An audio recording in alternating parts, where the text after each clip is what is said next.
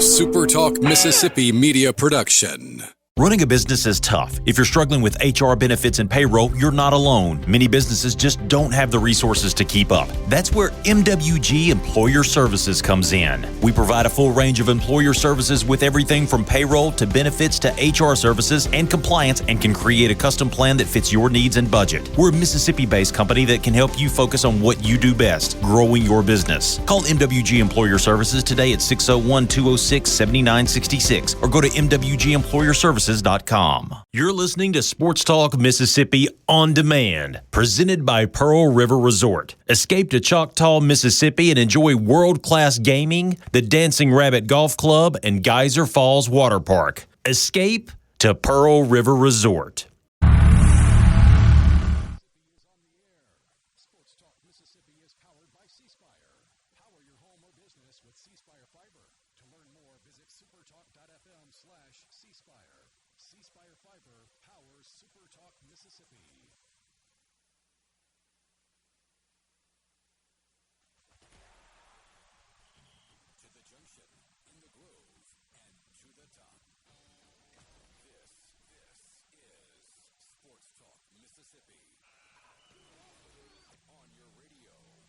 The game right here on SuperTalk Mississippi.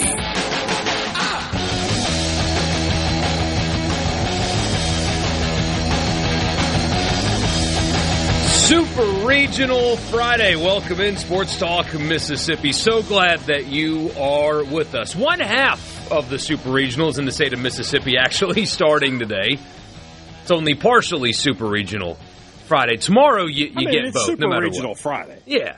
There are Super Regionals being played. Yeah. For about half our audience, so you guys got to wait a little bit longer, although not a full day because you get started early. Yeah. Tomorrow morning. Coffee and baseball, the rare coffee and baseball. That is not a sport that gets early starts very often, if ever, really. I mean, how often do you play morning baseball? State had a game this year with the rain issues. I think they started at like 10.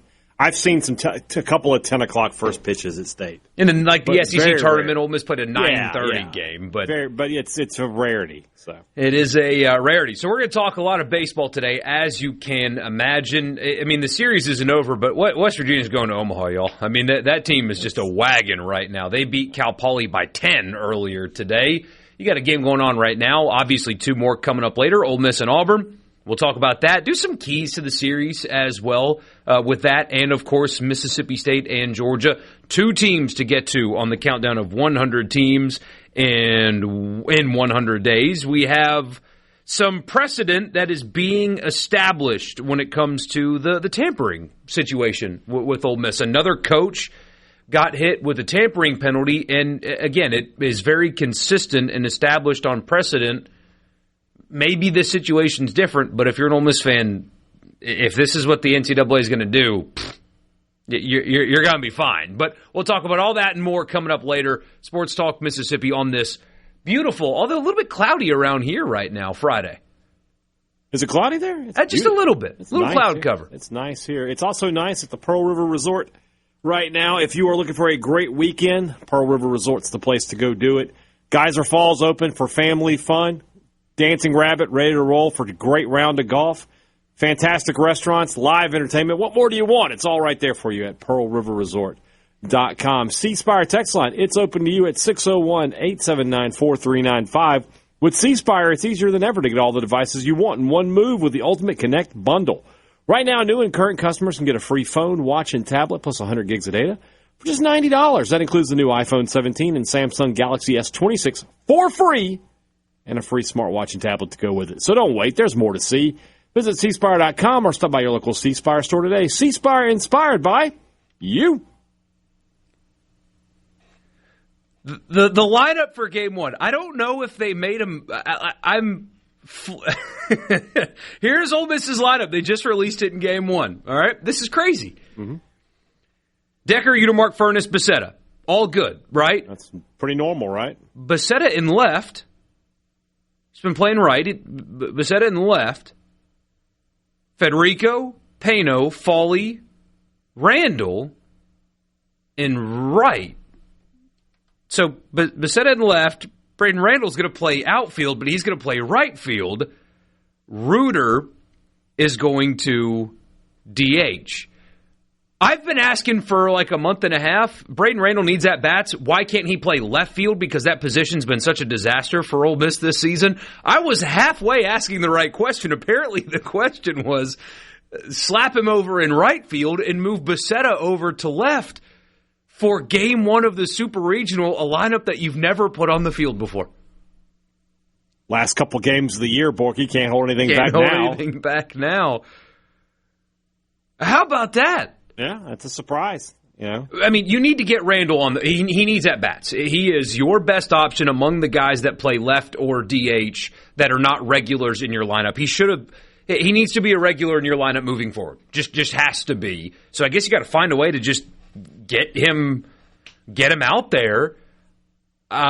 Moving Becerra over, I mean, look, I'm sure right field and left field, there's really not that much of a difference, and maybe Randall's more comfortable in right, or the analytics say that you're going to get more balls sent to left field than right field, so you can have a traditional infielder play. So, there's reasons they make these decisions.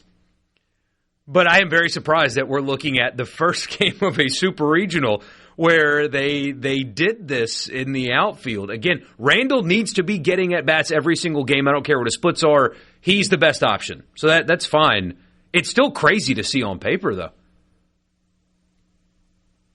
It is very odd to me that in the first game of a Super Regional in what's the word I'm looking for? Here's the answer. You're exactly right. The big wall out there and left. You need somebody that's a more experienced outfielder with the odd ballpark. There you go. Very simple answer. There you have it. I didn't think about that at all. And, yeah, they've got the That's interesting, though, because isn't Becerra – he's not the best defensive outfielder, is he? He is certainly not. But at least he's done it, for years. Yeah. But no, he has had his struggles fielding his position this season, to put it mildly. I remember a couple of errors. I remember the one, obviously, against Mississippi State on the Friday night game. I don't know if that was scored an error. Had one in the regional. Had one in the regional, yeah. Just okay. Yeah, it wasn't scored an error, but he gave up a run essentially in the Missouri game in the SEC tournament as well. But yeah, I guess that's got to be your answer, right? You've got a weird wall out there. You'd rather have somebody that's a little bit more experienced in that spot, fielding off of the wall. Somebody says, I think some of it is, does Randall have the arm to play outfield? But here's why I kept asking the question. It's not like anybody else you've been throwing out there in the outfield has provided you like super plus defense, and they've been horrendous at the plate. I mean, that position for this team has just been a hole all season long. It was supposed to be Pasella. He was awesome in a lesser conference. It just didn't translate in the SEC, is what it is. That does happen sometimes. But that area has been a hole, so, I mean, who cares if he didn't have the arm to play outfield? You got to put him out there. So, fascinating stuff. All right, Mike. I mean, you are playing with house money, in effect. All the pressure's on Auburn. You are not the favorite to win the Super Regional. You are on the road. Why not? This is your best hitting lineup that you've got. Yeah. Easily your best hitting lineup that you've got. And you're playing against an Auburn team that can pitch. This is a great pitching staff.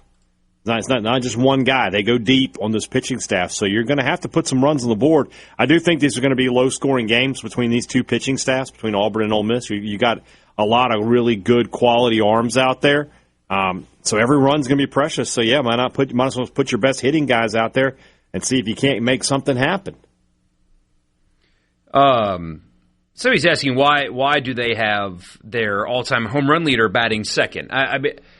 I don't know. Ace Reese bats second for state. But Utermark's not the best hitter on the team, I don't think. I think it's Furness. Furness is the best hitter on the team. It's an analytics thing because that guy, you expect your leadoff guy to get on. Yeah. And so now you're saying Decker does that very well. You want to have Utermark come up with a guy on base, opportunity for a 2-run home run, and by batting him second, you get him more at-bats. You get more at-bats batting, because old school people like us, we think your best power hitter should hit cleanup, right? But when you bat second, you get more at bats than when you bat fourth. And so State does that. Like I said, Ace Reese bats fourth for Mississippi State. Is second now analytically supposed to be your biggest power threat or your best hitter? That's what. No, a lot of people are doing your just biggest power guy. Because I do think, people debate this online. They talk about batting averages and stuff. If you watch his plate approach, how he can spray the ball, he does have power. I think Will Furnace is not pound for pound, because he's also like one of the biggest guys on the team too. But he's their best pure hitter, because he can do it all, and that's why game one of the regional, when he got pinch run for, and then there were, 3 more at-bats with runners on that would have won the game, but he was too busy in the dugout. It's like, I don't care about running. Your best hitter can't be taken off the field because he puts the ball in play, sprays it around. Anyway, so there's your answer, though, analytically. He's their biggest power threat. I don't think he's their best hitter. I think Federico, right now, with how he's playing, would be your number 2. He's been hot the past few weeks. Towards the end of the season, he was heating up, and he's just kept it going. Somebody says, people questioning Randall's arm is wild. He played a very serviceable shortstop for the first half of the season. He's not Vladimir Guerrero, but he's fine. Yeah, he'll be fine. Yeah. I don't get a whole lot right. Mm-hmm. I've been asking for 6 weeks, especially on the podcast, what's stopping you from putting Randall out and left?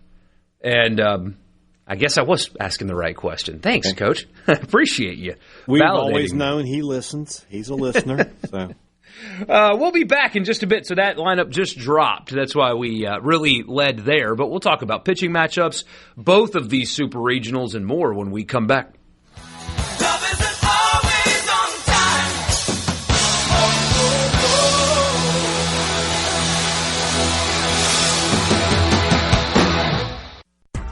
In the middle of sports.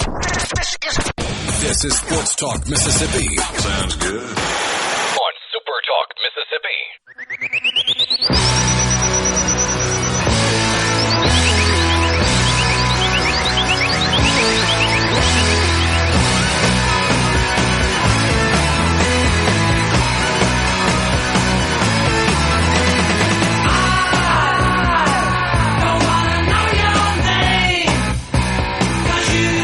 Welcome back, Sports Talk Mississippi. So glad that you guys are with us as always. Andreas Alvarez, we learned yesterday, going to be the starter for Auburn. He's not the ace of the staff, although his numbers are good. He's had a good year. He's 10-3 on the year, 3.52 ERA, almost 80 innings pitched, 103 strikeouts, only walked 30. I mean, his numbers are good. It's interesting when you look at him, though. He's a right-handed pitcher. Last time out, pitched against NC State in the regional, gave up 9 runs in the regional. Pitched great against Texas A&M. I guess was that in the SEC tournament? It was. Mm-hmm. 5 complete, no runs. But the week before against Georgia, 8 runs. Against Mississippi State in Starkville, 4 2/3, 6 hits, only 2 runs, but only lasted 4 2/3. Week before at A&M, 5 runs. I mean, this is a guy that's kind of given up some stuff as of late. And look, his numbers are good. I'm not saying that he can't go out and shut down Ole Miss for 7 innings and 5 hits tonight. And that Ole Miss lineup has certainly at times gone quiet this season. This, however, to me, hey, Dad, I think tonight's a quote-unquote must-win, which is kind of goofy. It's a super regional.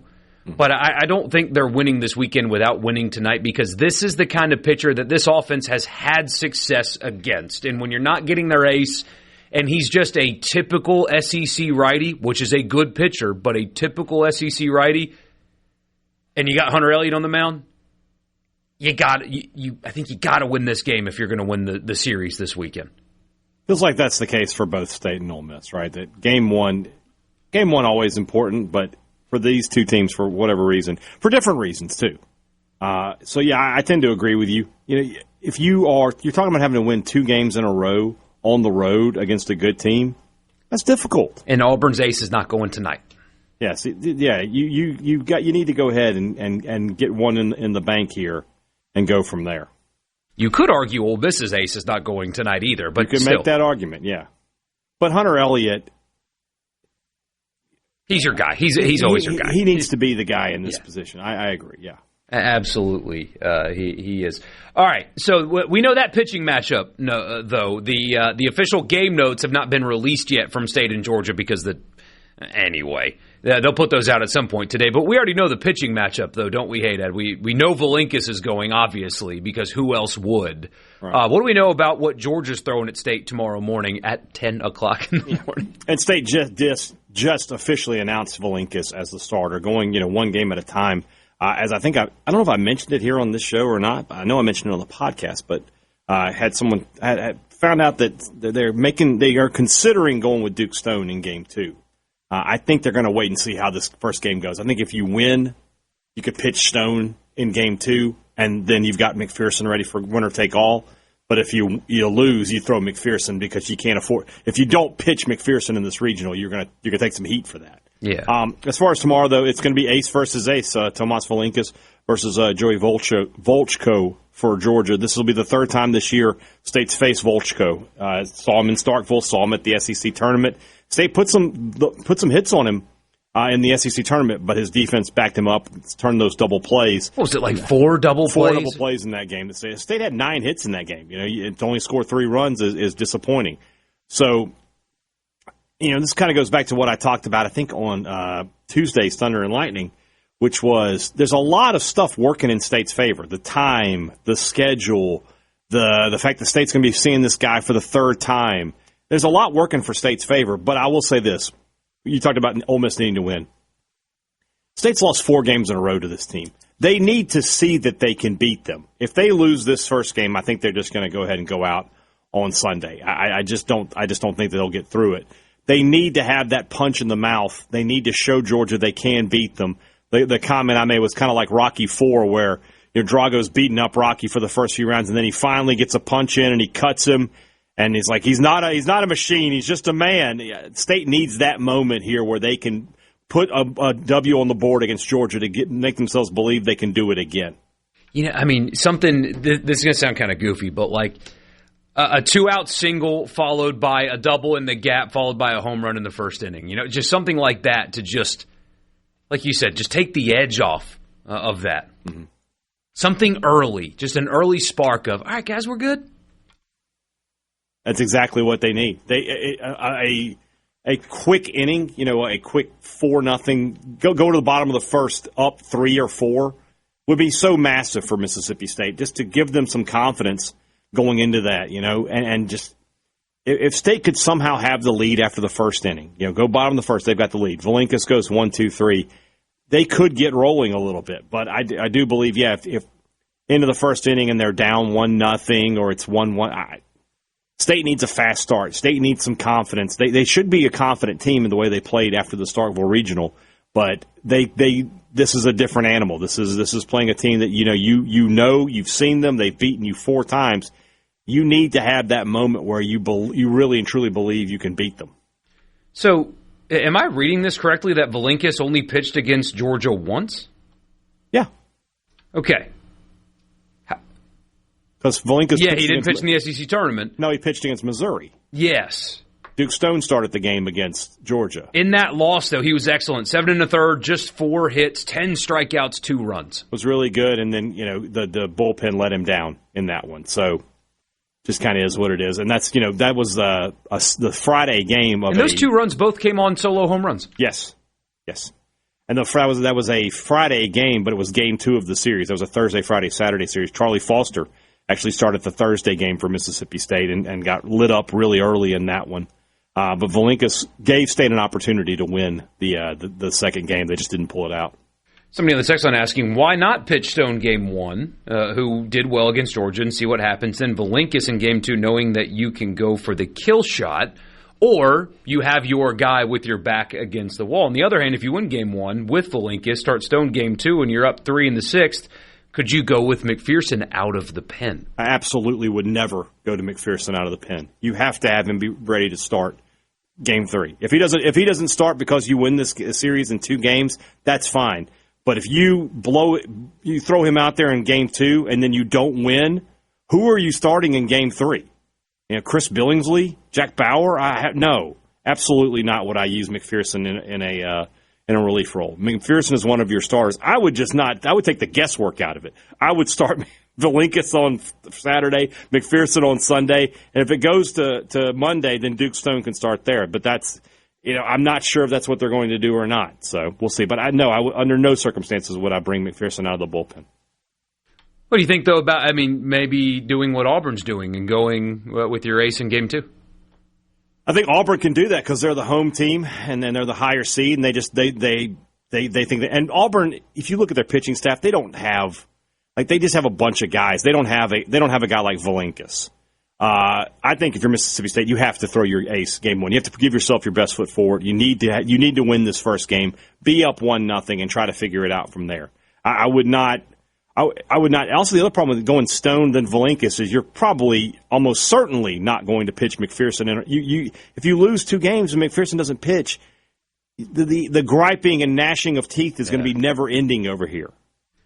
Somebody says Ole Miss can lose the first one. It's okay with a pitcher and then come back the next game and win it and then put it on the line on Sunday. I mean, of course, if they lose tonight, that doesn't mean it's over. They certainly can with Rabe, and you've got an opportunity still. What I mean by that is I don't think they will win the Super Regional if they lose tonight, because this is, to me, the Ole Miss's offense's best opportunity to have a good night and win the game with their bats. I think this is their best chance to do that. And if they can't do that tonight, I'm concerned about their ability to do that moving forward this weekend. I guess is really what I mean by that. Of course, they still have a chance with how they pitch it, but I don't think that they will if they don't win tonight. But, I'm just a guy. Who do you know? If I was in the prediction business, or if I was in the accurate prediction business, I'd be running Kalshi or whatever that is. Something like that. Whatever those prediction market things are. Mm. You see the host of Mornings with Richard Cross has been getting into – he's been making some noise about not just call him Richard Cross? I like saying the host of Mornings with Richard Cross for some reason. We know the guy. He's a friend. But, yeah, he's been talking – Well, he's right. God knows I don't want to boost him up any more than I have to, but he's dead on accurate with this. It's silliness, and it's going to cost the state millions of dollars. More on that show. Sports Talk Mississippi. We will be back in the Pearl River Resort studio in just a little bit. Still talking Super Regionals on this Friday.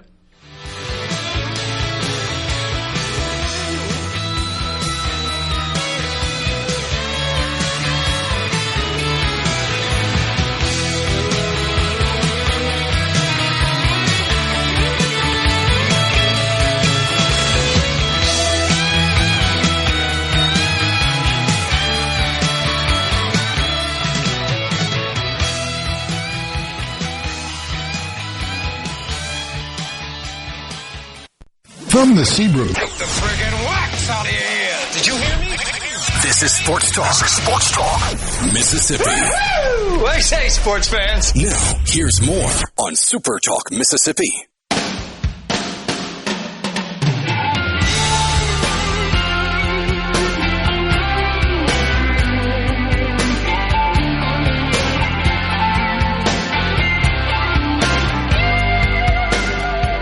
Question on the text line. I had the same question as you. So he says, I know you don't get into politics. This isn't really political, though, so no worries. But I was watching the Stanley Cup last night and saw it say that DraftKings is available in all 50 states. Is that true? And how? So as I understand it, and I could have it wrong, they have altered their offering, or at least in all 50 states, they have adjusted the altering in the states where you can't just have regular old mobile sports betting to the prediction market style, where you're not betting on a game, you're betting on outcomes, which somehow is different. I don't understand why. I wish I was more educated on the nuances of the differences between the prediction markets and betting on games. Mm-hmm. Apparently that is the answer, is that they are doing a prediction market model in places like the state of Mississippi. I don't know. I would be surprised if that can last in the state of Mississippi, considering the current state law. Well, you say that, but I mean, DraftKings is a multi-billion-dollar company. They would have done their research. They would have done their homework. So, right, like what I mean by that is Mississippi would adjust.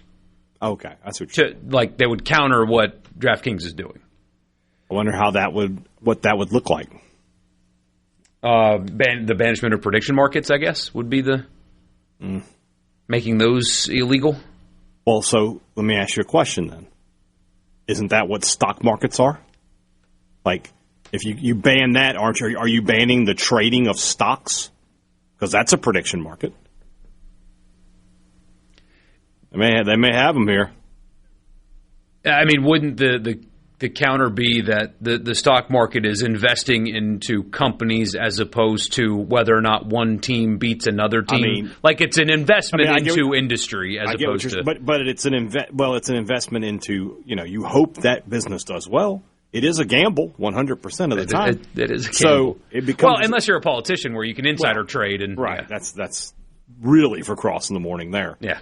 But that, like, if you broke it down to its like the core of it, right?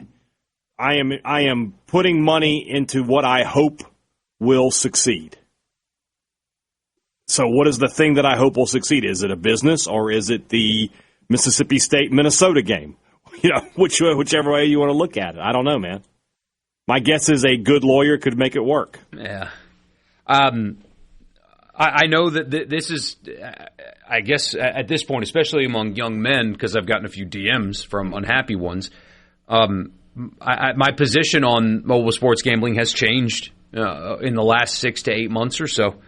I think that it is totally fine to be more restrictive on it than we currently are nationally. I think that we are inundated with it's the mobile stuff that bothers me. If you're a legal adult, you want to go to a casino like here in the state of Mississippi, great. Like I love that we can do that. It's the best for guys trips, man. You go play golf at Dancing Rabbit, then you go hang out at the sports book. That's a great day.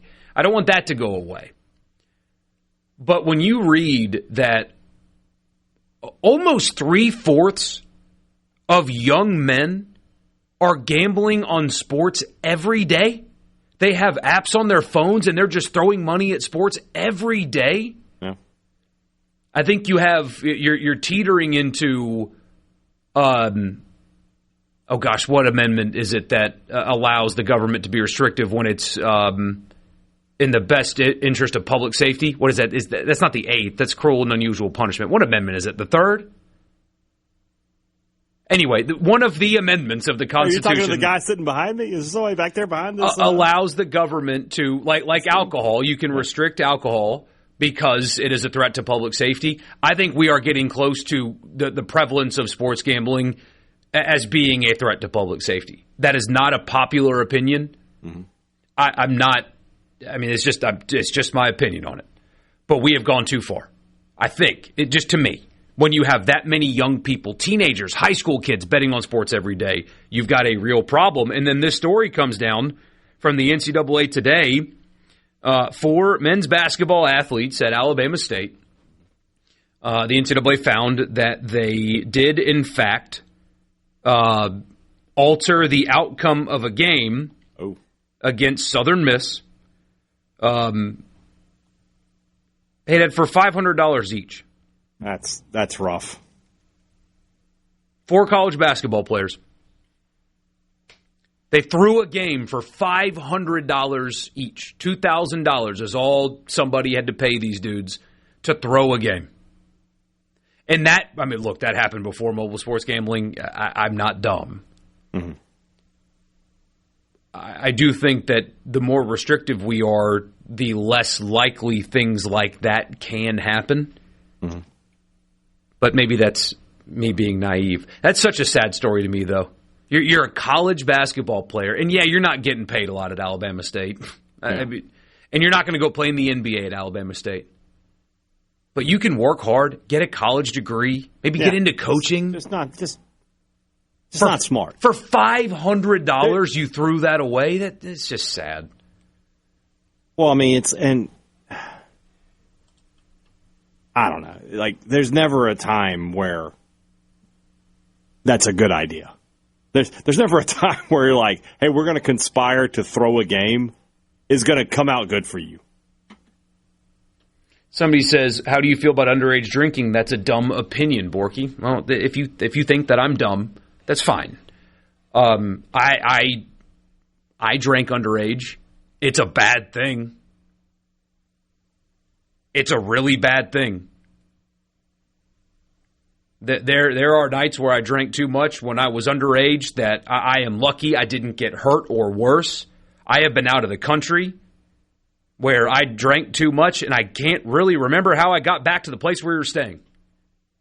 I got lucky. It's a dumb thing, too. It's a bad thing. So, sorry if that's a dumb opinion, too. Yes, I did it, but it doesn't make it smart. Doesn't make it good. I hope my son is more responsible than I was. I'm going to try my hardest to get him to be. So, again, if that makes me dumb, that makes me dumb. That's not what makes you dumb. He said, I don't think that you're dumb. I just think that's a dumb take. It's fine. It just something that is so addictive as gambling should not be accessible to a 16-year-old just by having an iPhone. Agreed. I mean, I agree with that. But I do agree. I don't, and not that you disagree with this, but sports gambling should be legal for adults in the state of Mississippi. I agree. Sports. It's already legal. You just have to go to a casino. It doesn't make sense that I can't do it from my phone when I could just get up. Especially, it's one thing for me or you, right? You live, you're 45 minutes from Vicksburg. Mm-hmm. I'm an hour from Pearl River Resort, right? We could easily go gamble on a Friday night if we wanted to. Wouldn't take a whole lot of effort. So what's the difference? Just more restrictive or I regulated, maybe would be the answer. But who knows? Anyway, Alabama State, 4 basketball players threw a Southern Miss game for $500. That's crazy to me. It really is. 601-879-4395. We already got a result, by the way. Mm-hmm. West Virginia beat up on Cal Poly 12-2. Currently, right now, North Carolina beating Southern Cal 4-1. You got Troy and Little Rock starting here in about, 15 minutes from right now. And then Ole Miss Auburn coming up tonight. That's the late game, yeah. I guess Hotel Gate has been resolved. I dug into that a little bit, and I can't tell who's telling the truth. It's like Ole Miss are saying this, but Auburn is rebutting with that. And the problem with it is I don't like either side, so I don't know who to trust. Hey, so when the reps from Auburn say this is misinformation or fake news, there was a problem. It's like, okay, guys, well then maybe it's not fake news. The problem has been resolved supposedly, but when you say this is misinformation, we did have a problem. It's like, I didn't steal your money. I just had it in my wallet. You can have it back. Yeah. Yeah, from what I could tell, it was a problem that got resolved. They were able to resolve it. It's not as big a deal as they originally, because they're staying 10 minutes from the ballpark. It's not like it's a huge deal. Right, exactly. But at the same time, it feels like Auburn should have been a little more proactive in confirming everything was taken care of on their end. So that's how I would put it. I on a scale of 1 to we made up a story about our quarterback's football jersey getting stolen, it's like a 5. Maybe even less than 5. Yeah, it's been maybe a little less. Yeah. Yeah. So I just and then people are making a big deal, a big-ish deal. Some people, it's the internet. Everything is made a big deal about everything. But the temporary seating they built, I think that rules. If you have space to put PGA Tour style temporary, do it. Get as many people at the ballpark as you possibly can. I don't know. That's just me. We'll be back.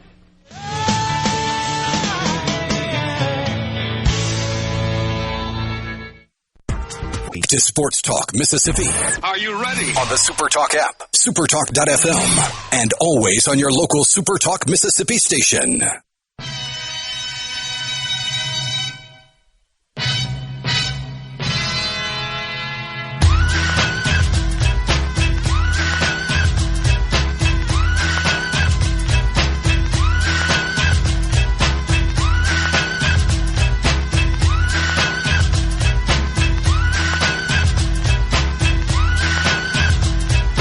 So, last night, I need to ask you if I was justified in considering calling the police or not. Oh!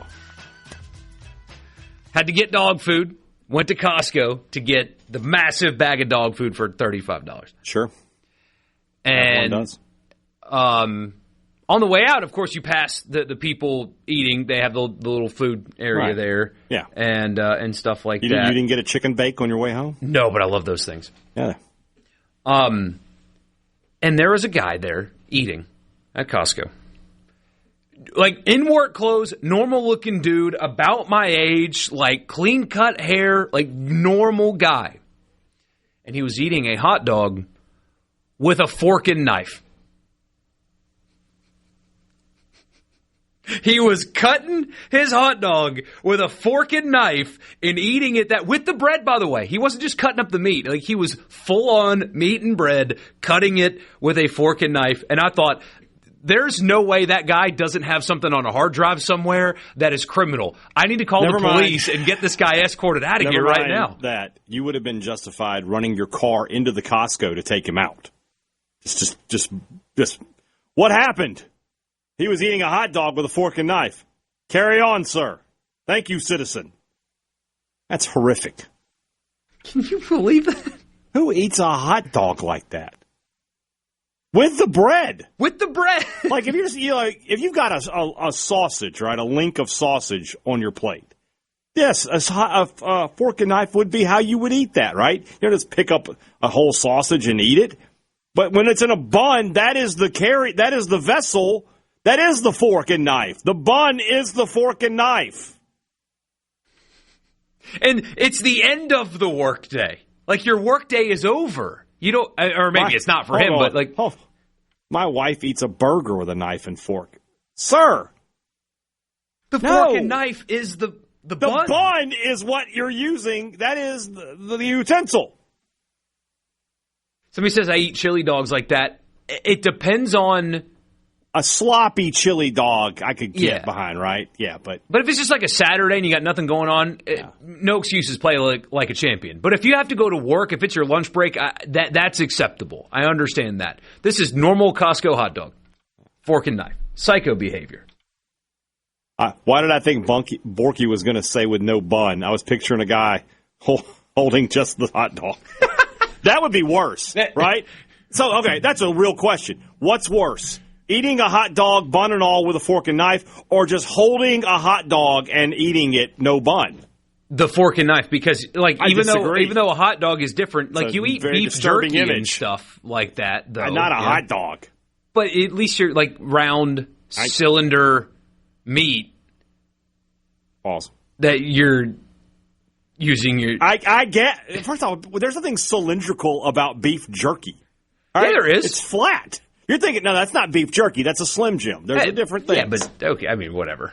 Beef jerky, it comes in the bag and it's pieces. We get beef jerky at Costco. They're like Slim Jims, but they're way better. They're way better, and then they're way better for you. Well, there you go. But I'm just saying, I would if I walked in and the guy was just eating a hot dog with no bun in his hand, that would be very disturbing. Or as the Macho Man Randy Savage would say, very disturbing. So, yeah, I got to disagree with you on that. I agree. But Marty from Portland, both cases are terrible. You're correct. I'm willing to bet that Lane Kiffin eats a hot dog with a fork and knife and maybe even chopsticks. Who knows? It's a good question. It's a good point. That dude does not eat hot dogs. There's no way. He's like avocado toast all day.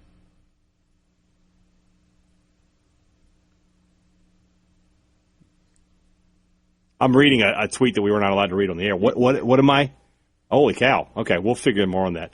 Yes, this person says barehanding a large device is worse for sure. I agree. It's like Mr. Pitt eating a Snickers with utensils on Seinfeld. I remember that, yeah. Oh, God. Now the Kiffin stuff's happening. Kiffin eats corn the long way. Oh, my gosh. Oh, gosh. Goodness gracious. I ate one like that in Denmark, but that's what the locals were doing, so I followed the example. Yeah, but they put mayonnaise on fries over there. What are we talking about? Royale with cheese. These are great. Yeah. Well, I mean, you started something here. Yeah, I can't believe that's everything that you described was terrible, just to put it that way. So. No, hey, Dad, I'm sorry. I'm so distracted by that. Yeah. We'll talk more about that during the break. But when we come back, is Brad joining us? You never told me. I didn't see. No, Brad's joining. There's too much going on over in the Plains. We got 2 teams. Baseball, football, 2 teams, and God knows what else at this rate. Sports Talk Mississippi. It's Friday. Let's have fun. Let's watch baseball. Back in just a minute.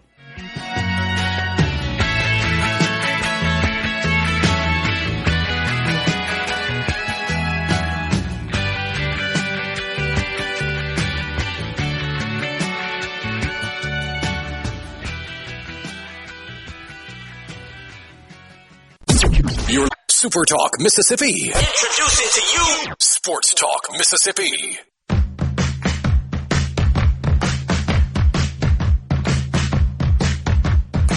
All right. Yeah. Sports Talk Mississippi here with you on a Friday afternoon. Brian Haydad and Michael Borky here in the Pearl River Resort Studios. The weekend is here, which means it's time to get out in the yard. And I got a quick question. Your yard, are you working in your yard, or is your yard working you? Is your property working you, or are you working your property? If the answer is the latter, well, then you need to go talk to our friends at Ag Up, because they are making it easier than ever to own a John Deere compact tractor. 0% financing on 1 through 4 series models right now. Doesn't really matter how big your house is, how big your yard is, how big your tract of land is. Ag Up has a mower, they have a tractor, they have what you need to make sure it's looking its best. 15 locations throughout the state of Mississippi. There's one nearby you, or you can just go to agup.com. Ag Up Equipment and John Deere, built for what's next. Restrictions apply. See dealer for details. We got a couple of teams coming up. And the team, 100 teams in 100 days. We got some baseball to talk about. I'm sure we've got. Did Congress do anything dumb today? No. Hold on, I'm sorry. That's a rhetorical question. Did Congress do anything dumb regarding college football today? No, but the NCAA did hand down a penalty for tampering, and so we will talk about that for the college football fix. Okay. The ACC-SEC basketball challenge, the teams have been released, so we know that on Tuesday, December 1st, Ole Miss will travel to the house that Sean Padula built at Virginia Tech for that matchup, and then the next day, December 2nd, Georgia Tech will go to Mississippi State as part of the ACC-SEC challenge. Kentucky's at Virginia. State will have played Georgia Tech 3 of the last 5 seasons. How about that? Can we get somebody else? I don't care who it is. Just there's a bunch of other teams. Boston College, Syracuse, Miami. Yeah. Literally anyone. I mean, the marquee matchups are Kentucky at Virginia, Duke at Florida. Texas, Louisville could be okay. Who's UNC got? Where is North Carolina? Oh, Arkansas is at North Carolina. That's a fun one. That's a fun one, too. I've said this, I'll say it again. I think Chris Beard is really lucky that the football team played as well as they did, and then the drama ensued and the portal and all that stuff happened, and then baseball got there. Mm-hmm. Because he, frankly, last season is not being as scrutinized as it should be, and I think people just were distracted. They didn't pay attention. Because, I mean, you know what happened last offseason. Mm-hmm. After year 1, leveraged an open job, got a raise, got more money. Mm-hmm. After year 2, go to the Sweet 16, which is a big deal. Right. but leveraged the Texas A&M opening to get a massive raise. I mean, he gets paid like a football coach. Mm-hmm. And then turn that into 12 regular season wins in a basketball season. Yeah.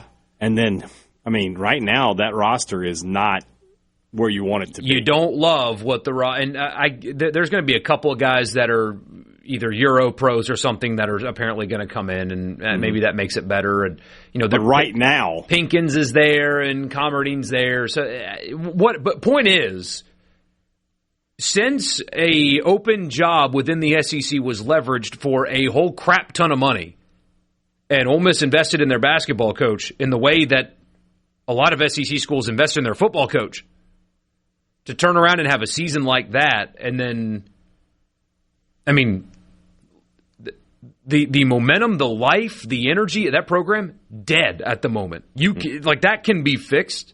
It certainly can. But again, if football would have gone 8-4 last year, there'd be a lot more attention turned towards, forgive my language, everybody, what the hell happened last year? That's just awful to get invested what was in. And then during the season, it's somebody, whether it be an agent or somebody, leaking to ESPN about resources, and then it gets FOIA'd that you're investing top 20 in the country resources into your basketball program now. And it's a lot of bad optics at the moment. Yeah. And I think he's kind of lucky. Real quick, Southern Cal just hit a grand slam in the top of the sixth. They now lead North Carolina 6-5. Ooh. Game one of that super regional. Yeah, I was looking at that. You know, the transfer portal is basically down to the Euro markets at this point. And so for State, I believe they are working out eligibility on a Euro guy whose season just finished up, I think he'll fit real well. Does he have a tournament team? Wait, did you say working on eligibility? You know how it goes. I know a guy. Yeah. His name is Tom Mars. I've got call. You. Yeah.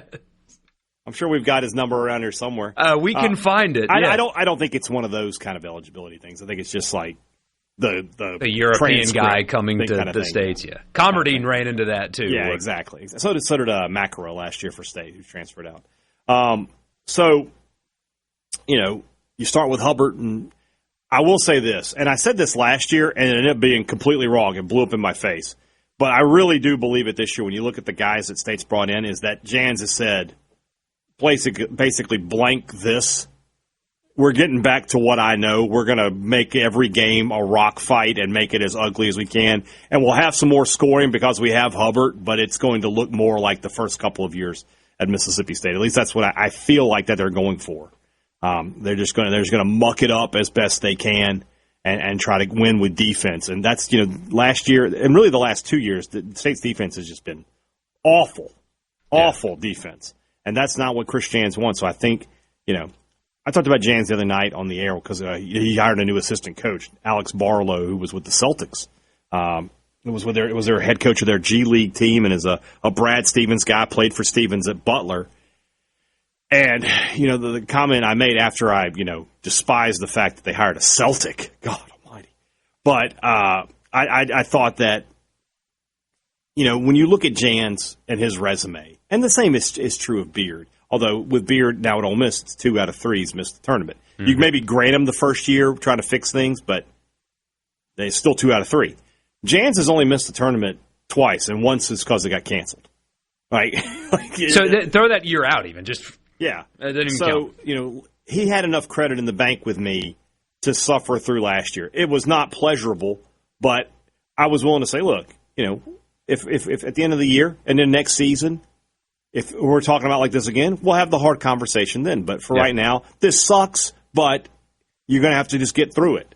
But next year, you've got to be back in the NCAA, especially if it's a 76-team tournament. And you and I have talked about that. I don't necessarily know being the 75th team is good enough.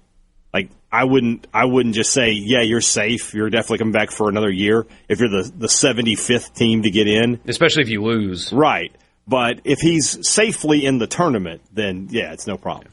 Somebody says, well, we're on the basketball topic. How does Will Wade and his International Fighting Tigers do? What is the process behind this as far as getting players eligible? And will he have enough players? I'm here to tell you, my friend. The state of Louisiana, is currently about to become law. I know there's a bill that is popular among lawmakers in Louisiana that would block the public from knowing where public money goes involving athletics. Not private money. That is something that I would agree. A private donor can send his money wherever, and it never has to be revealed if he doesn't want it to. But they're about to block the ability for the public to know where public money is going in athletics. So Will Wade's not going to have trouble getting the players eligible that he needs to get eligible. And they're probably going to be good, and they're probably going to win as long as he can get the language barriers down. Just let Coach O talk to him.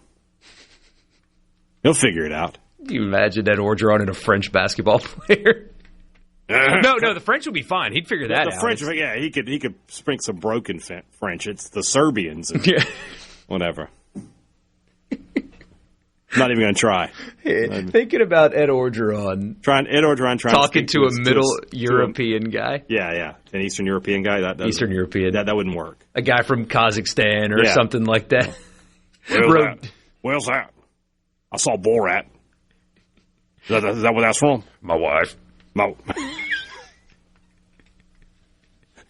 Oh, my God. Ed Orgeron trying to do the my wife thing might be the funniest thing we've ever come up with here. My wife. We were literally doing that in the car earlier today. I've got a video of Ed Orgeron doing my wife? No. Or just Borat? My wife. Like, what? Hold on. Orgeron doing my wife is unbelievable. I taught my kid how to do that. Oh my gosh. My name is Borat. This is my neighbor. I get the step, he get the step. I get the alarm clock, he get the alarm clock. Was it? No, it was the clock radio that he couldn't afford. He cannot afford. Great success. Yes, that's. Oh my gosh. Oh, the other one that he did. So not Borat, but Bruno, which was like I couldn't sit through. Yeah, it's very. But the scene where he is at a panel where they're talking about Hamas. And he thinks they're talking about hummus. Yeah. He's like, why do all of you hate hummus? I don't understand. Hummus is just it's just food. Anyway, that guy, how he can keep a straight face is unreal. He's very good at it. He's very, very good at it. And you know what else is very good? The countdown of 100 teams in 100 days. We will do that. We got 2 to get to today, so we'll start with 1 when we come back.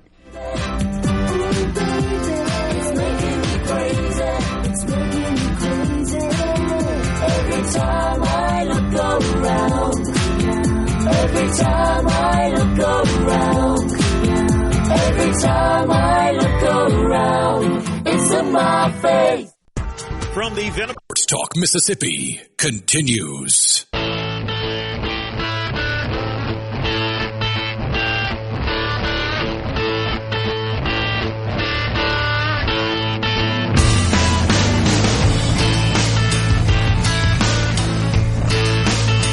We got 2 teams to get to today, so let's get started with the first of our 2. We go to the Pac-12 for this one. This day is bananas. B-A-N-A-N-A-S. This day is bananas. 100 teams in 100 days. Down. Okay, ready? 3, 2, 1, go! It's the final countdown. Team number 85 on the countdown of 100 teams in 100 days comes from the old Pac-12, the 2-team Pac-12, and the new Pac-12, one of the 2 surviving members. Everything old is new again. Of the conference, the Cougars of Washington State.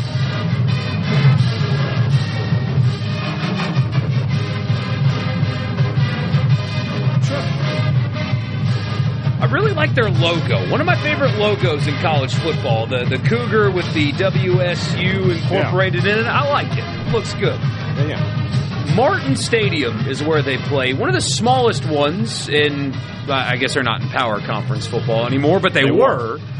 But it looks like a nice place to watch a game. Looks like they're doing a good job with the facility. Passionate fan base. Again, not the biggest one out there, but they certainly love and care about their football up there in Pullman, Washington. Jimmy Rogers was their coach last year, And remember, he took South Dakota State to the national championship and won a national championship, and then followed it up with a 12-3 season before getting the Washington State job last year.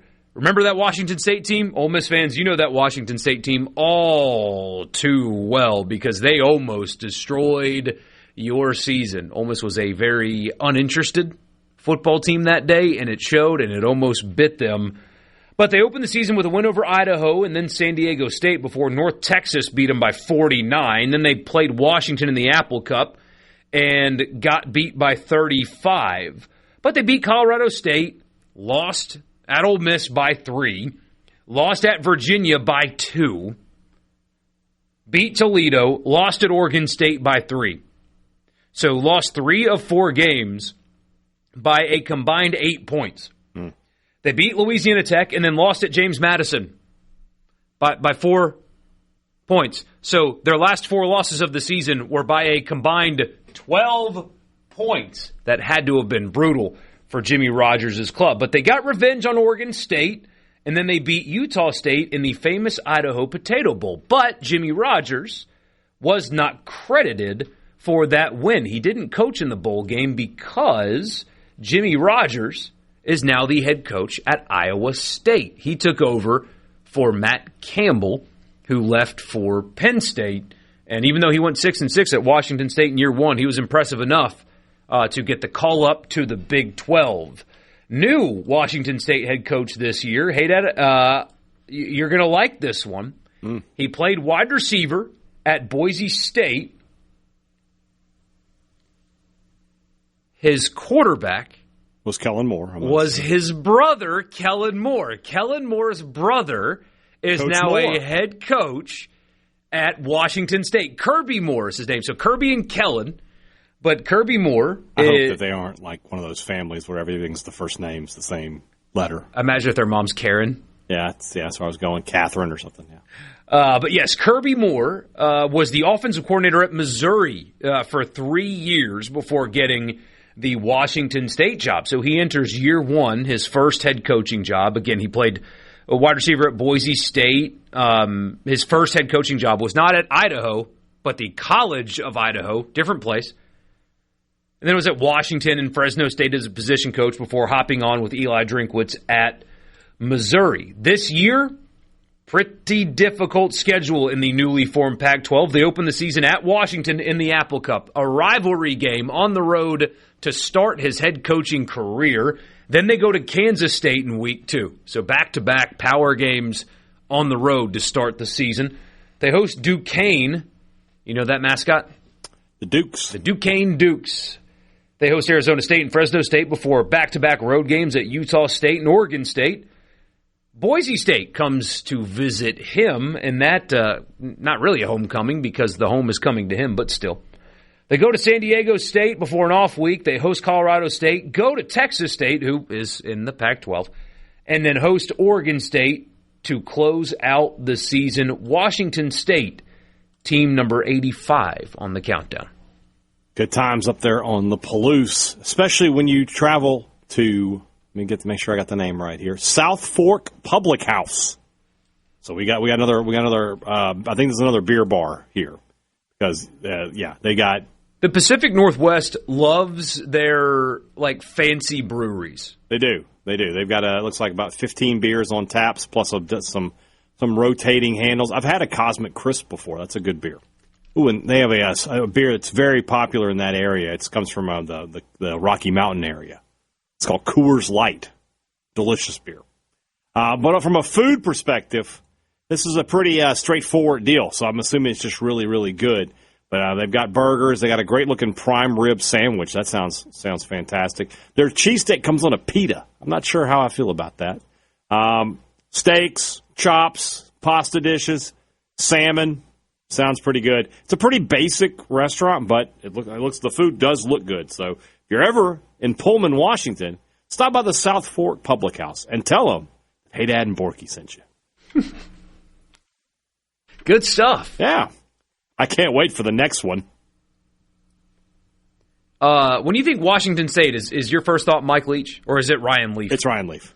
It really is. Maybe that's because my first thought with Mike Leach is Mississippi State. Yeah. So, it's Ryan Leaf, and then it's probably Gardner Minshew. Then it's Drew Bledsoe. Yeah, gosh, Gardner Minshew was some awesome. Some big-time quarterbacks up there in the Palouse. It does show you the magic of college football that a small program up in the Pacific Northwest, just with the right coach and the right quarterback, can take the country by storm. Mm-hmm. Everybody in all 50 states that were fans of the sport of football knew about Minshew Mania and Mike Leach and the video of Minshew putting the mustache on Mike Leach after a big win. The Minshew story is one of the great stories of college football. A kid, he was fixing to go to Alabama and just kind of be the backup there. He would have been the backup to Tua? And just, going to maybe go into coaching after that or something. And then Mike Leach calls him and says, hey, want to come throw for 4,000 yards? He's like, I do, coach. And the rest is history. And, where is he now in the NFL? Is it Kansas City? Isn't that where he is, or is he somewhere else? He's moved around a good bit, but that's a testament to him. He keeps getting jobs because people want him in their locker room. Yeah. He's a good locker room guy. And at this point, and look, you could do a lot worse than Gardner Minshew if your quarterback goes down.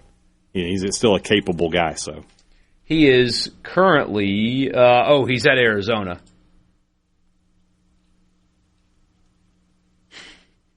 He might play a lot this year, especially if it's very possible. If who's holding out?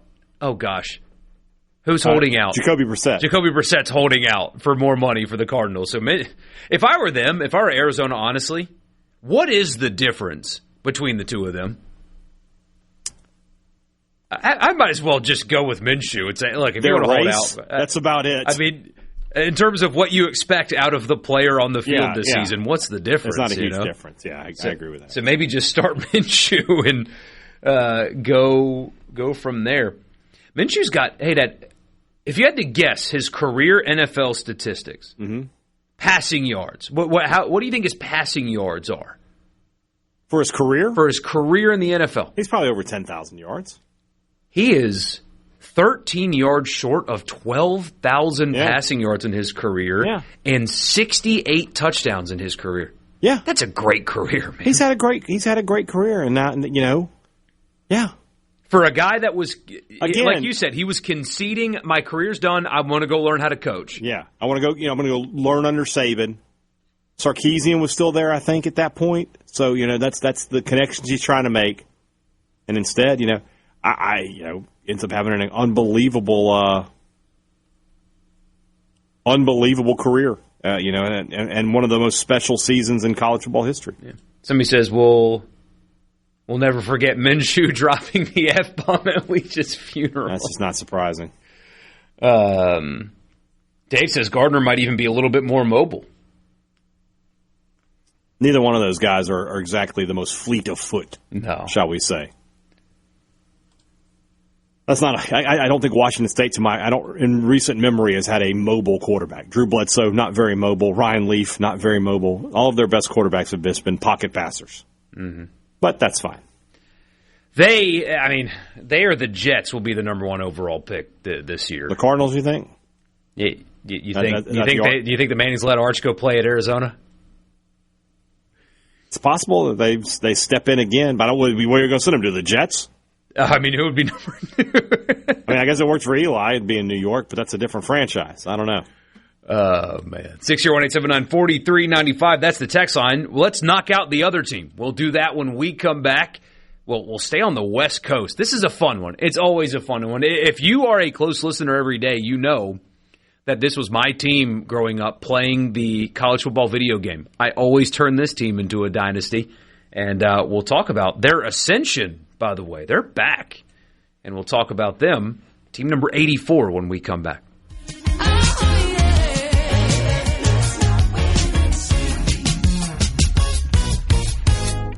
From the flatlands of Mississippi. Sports Talk Mississippi. Every minute worth waiting for. Super Talk Mississippi.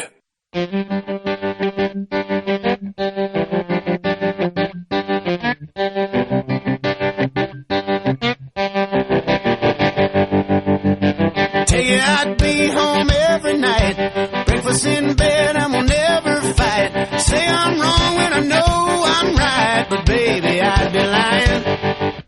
Only staying on for a day. Sports Talk Mississippi back with you here on a Friday. Michael Wardy, Brian Haydad. If you're looking for a great new car, I can tell you where to go get one. And that's with our friends over at Belk Ford and Oxford Toyota in Oxford on Highway 6. Anybody can sell you a car. Anybody can give you a great deal. But when you're talking about the buying process, how do you feel when you walk on the lot? Is it pushy? Do the guys seem like they're just trying to sell you something and get you all out of there? Or do they make you feel welcome? Do they make you feel like family? That's what you get at Belk Ford and Oxford Toyota. If you're looking to buy a new car, a pre-owned car right now, go see our friends in Oxford. Belk Ford, Oxford Toyota, again, on Highway 6. All right, back to the countdown. 100 teams in 100 days. Team number 84 on the countdown of 100 teams in 100 days.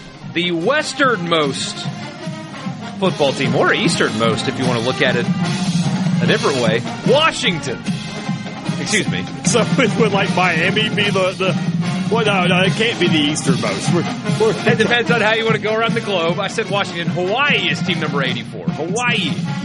So Miami would be like a central team in that area. You know, it could. No, I'm kidding. But yes, we go all the way out to the islands of Hawaii. Let's go. Yeah. I grew up, I loved Hawaii football. It was one of those things where when I was a kid, they were always on. And it was late at night, like past curfew, you'd sneak into the TV room and go put on the Hawaii game. And most importantly, you could see Aloha Stadium filled with Hawaii fans. And, I mean, there was a couple of these guys, but Timmy Chang was the guy. This stud quarterback that you had to wait up until 11 o'clock at night to see play. And they slung the football around.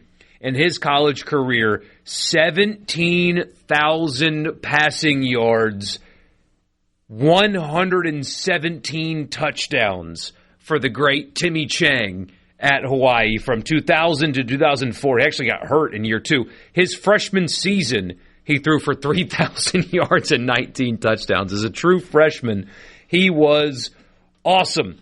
He ended up spending some time in the NFL for a little bit. Then he played up in Canada and decided, you know, that was enough and got into coaching. He went to SMU.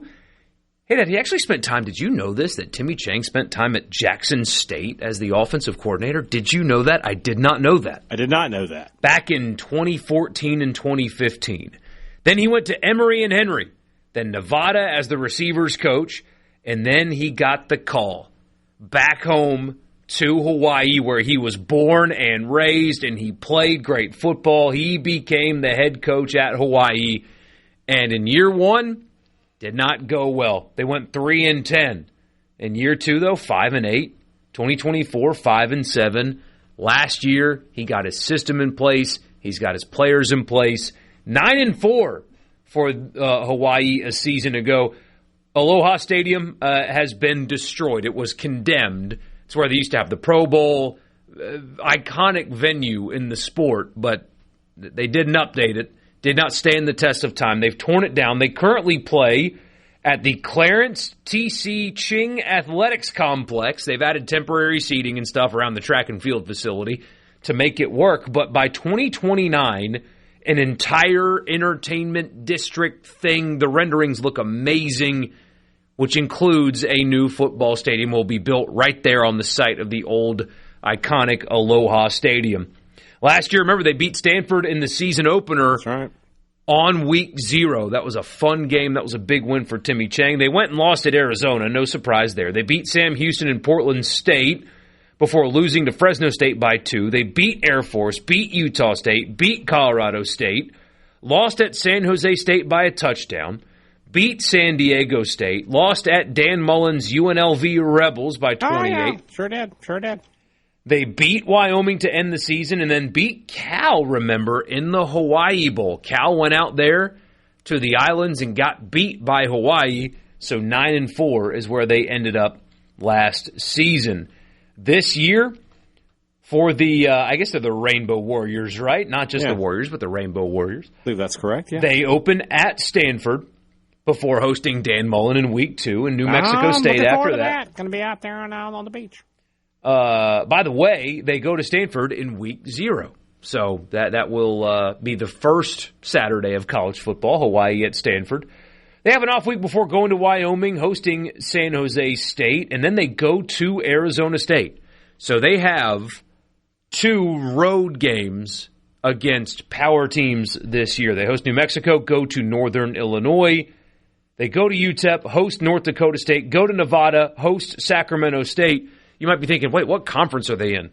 They're in the Mountain West. Sacramento State paid a fortune to join the Mountain West, and there are economics people that think that was a really bad move on their part. Like they're not going to get the return on their investment to do it. But it doesn't matter. They're in, and so is Northern Illinois. Because sure, why not? Anyway, that's Hawaii, team number 84. Hawaii, of course, located in Honolulu, a vacation destination. TripAdvisor's first place on there was a shaved ice place. Absolutely not. We're not doing that. Number 2 place, didn't have a website. In this day and age, that's unacceptable. So this is technically the 3rd-rated best restaurant in Hawaii. It's you know that restaurant without a website is awesome. It's probably awesome, but I can't talk about it. But so does this place, too. Tiki's, which is located in one of the awesome hotels they have there. To say the seafood is fresh out of the water, my guess is it was alive maybe an hour before you walked in to order it. It looks really, really good. They've got it all here. You know, they got looking at the menu here. Their catch of the day is a macadamia nut crusted fish. Sounds pretty good to me. Pink snapper, salmon, and then they've got some stuff from the land as well. They got a big old 14-ounce New York strip or a 14-ounce prime rib. They got ribs. They have some venison pot stickers, by the way, on the appetizer thing. I thought that looked pretty good. They got a smoked fish arancini. I don't know how that would work, but that sounds really good to me.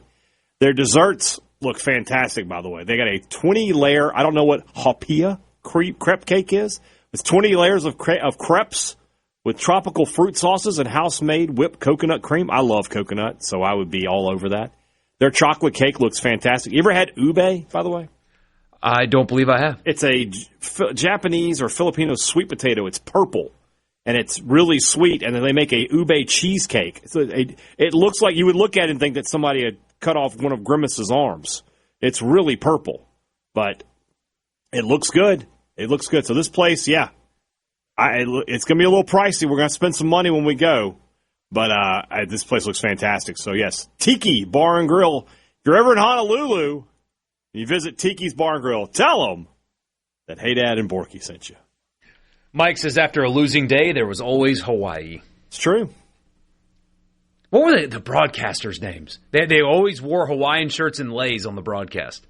Yes. Yeah, one guy's passed away. The guy who was the color commentator. Who was a legend. I know you were talking about that. Yeah, but what a great job that must be. You just show up to work in a Hawaiian shirt and a lei, and you get to call football. Talk football. You know, Richard's up there at 95-degree heat wearing a suit. This guy's just like, it's not tropical, it's tiki. Let it all hang out, yeah. I guess. I wonder if they had a rule like, look, no more than one button unbuttoned. All right, we can't have the lettuce just coming out like that. We got a 2-button minimum. You know. Somebody says you used to have to pull for Hawaii, regardless of who they were playing. They threw the rock. Who was the other one? So it was Timmy Chang and then Colt Brennan. Yeah, God rest his soul. Yeah, he's passed. He was the guy who took Hawaii to the Sugar Bowl, where they got handled by Georgia, but it was still a cool story. Yeah. That was America's team there for that decade plus. Everybody liked Hawaii. Everybody enjoyed watching them. So, for sure. Southern Cal now up 9-5 on North Carolina, top of the 8th there in Chapel Hill. And over in Troy, Troy has just gotten the lead. They now lead Little Rock 2-1. Winner of that, Troy Little Rock. Winner is going to the College World Series. Now, I'll tell you what, Troy's coach, after they got eliminated in the Sun Belt tournament, did a lot of talking. Meade, yeah. And not bad talking. He's just like, hey, we deserve to be in because we're good enough. Watch us play. Watch this league. And, a long-winded don't doubt my team type stuff. If you put us in the tournament, we're going to remind you of how good we are type stuff. Mm-hmm. Well, they put their money where his mouth was, didn't they? They did it. Also, it looks like a nice ballpark, and I mean they put up temporary seating and all of that. They've got fans all around the outfield wall. Mm-hmm. Really cool stuff around the country. That's going to be the most fun regional because you got two teams that probably shouldn't be there, and they are there, and they're going to take full advantage. Look at Southern Cal. I don't know why I'm surprised by that. Yeah. Like they were such a weird team, right? They didn't have any quality wins, but the analytics love them, and you're starting to see why. They can go to Texas A&M and win that regional, and now got the big lead on Southern Cal with 6 outs to go. I'm sorry, on North Carolina.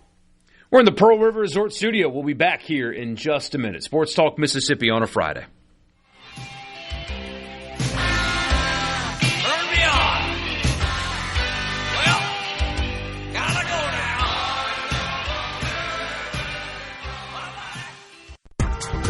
Check this out. Sports Talk Mississippi. Super Talk Mississippi.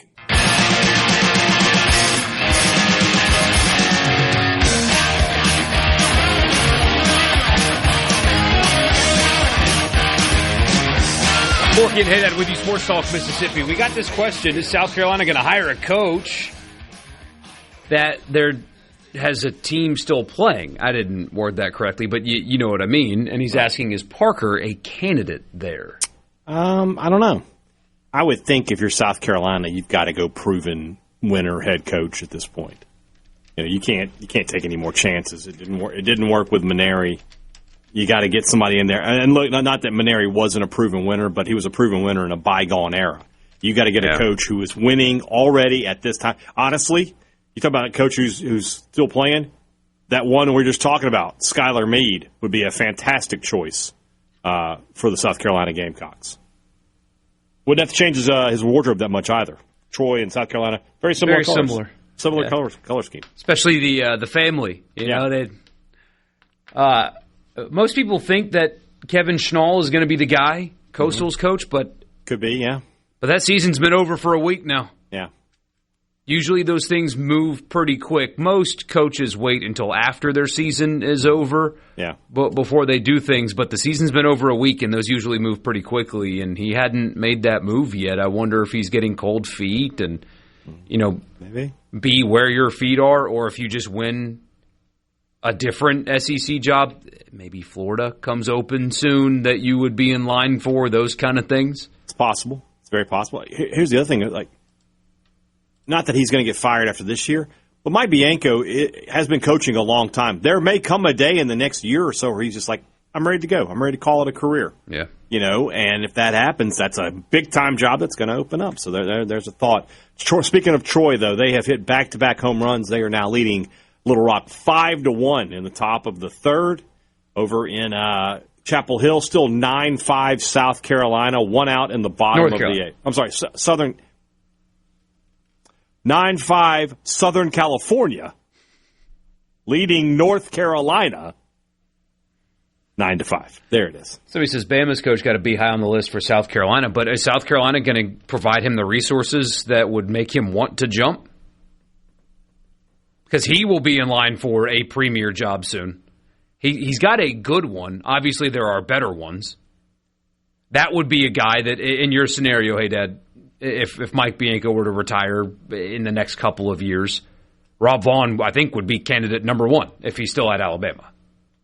But if you're him, that's another thing. Like, I'm winning where I am. He's about to go to Omaha.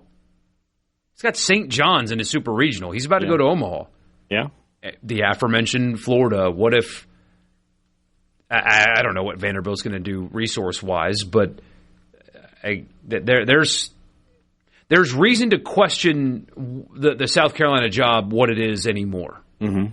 It's not 2011 anymore. Yeah, it's not a top tier of the SEC.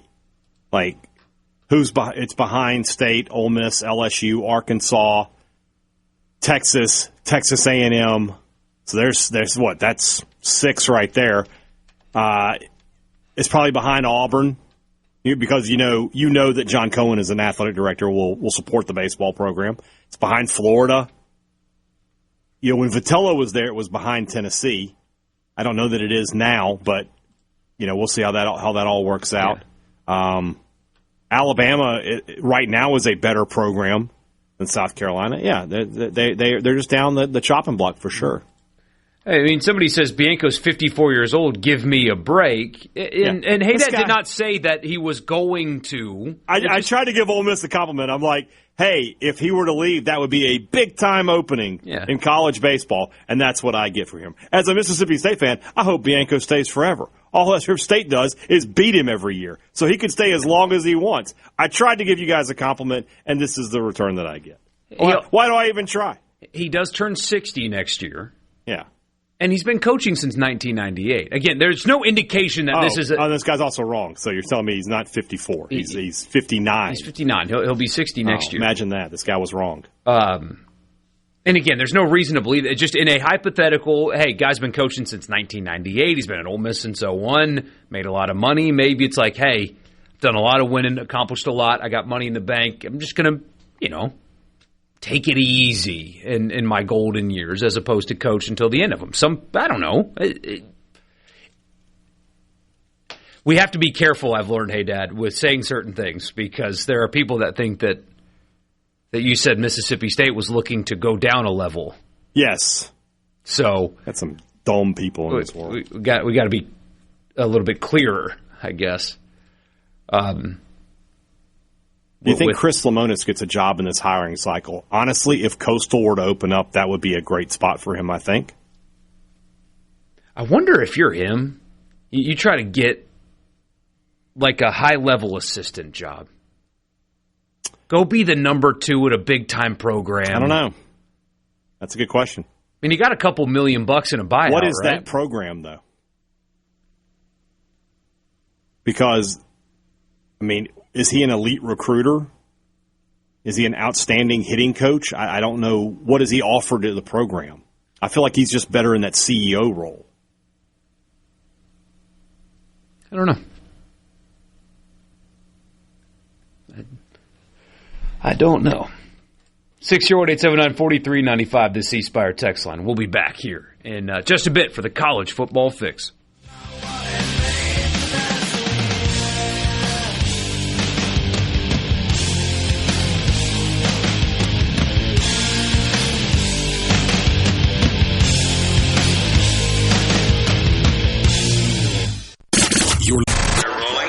You're hearing Sports Talk Mississippi. What?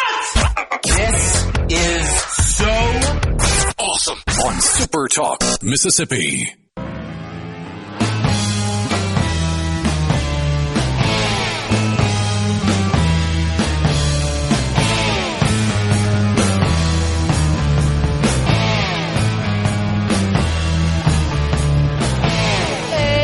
Welcome back, Sports Talk Mississippi. Michael Borky, Brian Haydad with you. So glad that you're here. Super Regional Friday, they're going on right now. Troy, the battle for the Trojans, but Troy leading that one. USC also leading. It's the day of the Trojans, apparently. But it's also time right now for the college football fix. Pretty sure Day of the Trojans was a Charlton Heston movie. I could be wrong. It's the college football fix. It's driven by your Mississippi Ford dealers. Built Ford Tough. That's the best-selling truck in America, the Ford F-150. If you're looking for a new truck, go shopping for one this weekend at your local Mississippi Ford dealers. Thank you for your attention to this matter. So, as you guys know, the NCAA is investigating for tampering after Dabo Swinney got behind a podium to say, in part, Pete Golding just does what he does, and outlined how Luke Farrelly, long-tenured Clemson linebacker Luke Farrelly, transferred to Ole Miss and the nefarious reasons around that. The NCAA is investigating that. As we know, we also know that it has, to this point, nothing has happened, but an investigation is happening. There's been some communication and so on and so forth. We also know that a Power 4 head coach has been suspended one game for tampering, Kirk Ferentz. He missed the Illinois State game in 2024 in an effort to get Cade McNamara, successfully got Cade McNamara, and he missed one game. We now have another possibly precedent-setting or confirming case of tampering in college football. Let's go to North Dakota. That's what we're talking about. No one's ever said those words out loud. This actually happened in this portal cycle where North Dakota's football coach was tampering with a player during the fall. And again, this tells you if North Dakota's doing it, your favorite program's doing it too, but whatever. Coach was tampering with the player. Player sent over his transcripts to North Dakota before he was in the portal. North Dakota's compliance office self-reported the tampering after they got the transcripts. Guys, you're supposed to be on the same team here. But that is how they got caught. And North Dakota reported all of this to the NCAA on their own. The school that this unnamed student athlete was attending had no idea this was going on. And they self-reported it. But they have already resolved this case. Here are the penalties. 1 year of probation basically means nothing. A $25,000 fine. At that level, it'd be more like, what, a $200,000 fine at this level? I guess, yeah. But they're consistent across the board. They don't do it based on It's not budgets. a huge fine, though. A 1-week ban on recruiting communications for the football program during the January 27 notification of transfer window. Okay. A 3% reduction in official paid visits in football during the academic year. A 3% reduction in visits. What does that mean? Who knows?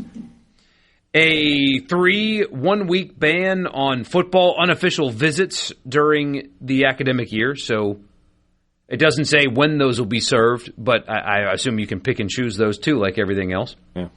A 1-year show cause order for the coach, during which any employing NCAA member school must restrict him from communicating with 4-year transfer prospects during the entire January 2027 football notification of transfer window. And finally, a 1-game suspension for steps during the 2026 season. It does not specify what game. Okay. So I guess I'll just ask you this question. Do you think what happened here is going to happen to Ole Miss? I say no. I don't know. Because I don't think Ole Miss's compliance office is going to self-report everything and make them agree to it all and sign off on. Right. I don't think it's going to go down that way. Mm-hmm. I do wonder, though. This is what I was thinking when it came out that it's been communicated to the NCAA. If you punish Pete Golding, well, you're going to get all kinds of documents about a whole bunch of other schools, and you're going to create a mess if you do this thing. Right. Would it be better to negotiate down basic BS penalties, take a 1-game suspension against Wofford, and just be done with it and wash your hands of it and be done? But the problem with that is, though, the other side is the media reaction to that would be worse than what the penalties actually would be. Yeah, no, you're not right. You're not wrong. So do you want to invite that, or do you want to win even in the public eye? My answer is you shouldn't care about winning in the public eye. The average person doesn't even really know that this is going on. Get it over with, because if they do dig and they might find something you don't want them to find, get it over with. Take your punishment. Hey, I'm not coaching against Charlotte this year. Done. You don't even have to say, look, this is not an admission of guilt. We just decided to self-impose, however you want to word it. But if they're digging, you don't want them digging. You want them out of there. So just say, you know what? You got us. We'll suspend them for a game. Heck, we'll even reduce our visits for a weekend to whatever, however you want to put it. We'll donate $25,000 to IPTE. So this never happens again. Yeah, so I mean, that's what you do, right? I think that's just to wash your hands of it, just to be done with it. And somebody says, no, Ole Miss will not accept any penalty, and they won't get any penalty. Are you sure? Are you sure? I don't know that answer.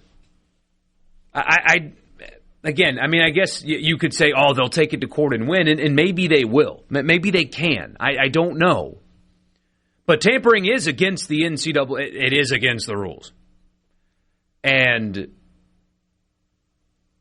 even though there would be an obvious selective enforcement, if only Pete Golding gets in trouble during this portal cycle involving SEC schools. Right. That would be selective enforcement. But Trinidad won in court because it was successfully argued that the NCAA was not applying their own rules.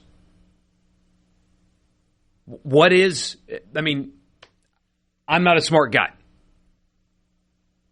What is the legal case that you can argue to beat the NCAA in a you're not going to punish me for tampering thing? And then why would you go through all that if you could really just get a suspension for the Wofford game and move on? Yeah. I don't know those answers, but the NCAA is successfully punishing coaches for tampering. Mm-hmm. Again, Kirk Ferentz served a suspension. It was just one game, but he served one. Mm-hmm. What is the legal precedent that would allow you to just hop into a courtroom and win? And is all of that worth it if it's just one FCS game?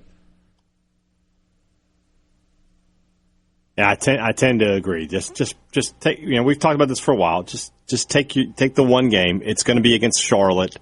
Move on with your life. Who cares? Somebody says, wouldn't be selective if that's the only one provable. My friend, there are lots of other provable ones. There's just they could go after everybody. They don't have the resources for that. Is the real answer.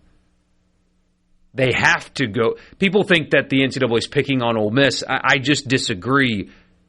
Dabo got behind a podium and went day for day on what his version of events are. That is a different thing than everybody knowing what Lane Kiffin did. Because to this point, Pete Golding hasn't given hey, on this day at this hour, this was said. Right. He hasn't done that yet.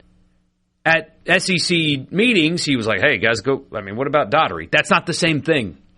Dabo was detailed. Even if you think that he is misguided or he doesn't have the evidence, he still did that. So that makes your situation unique. If Dabo would have done the same thing to Auburn, I think Auburn would be getting investigated right now.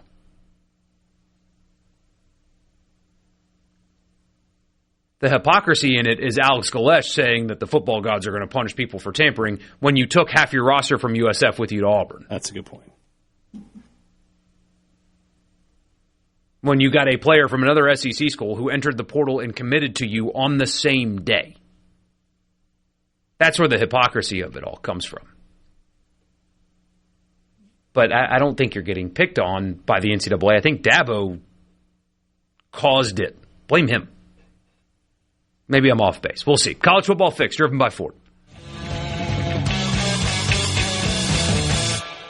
And the come on. Are we going to do this? Back to Sports Talk, Mississippi. Keep rolling. 3, 2, 1. Super Talk, Mississippi.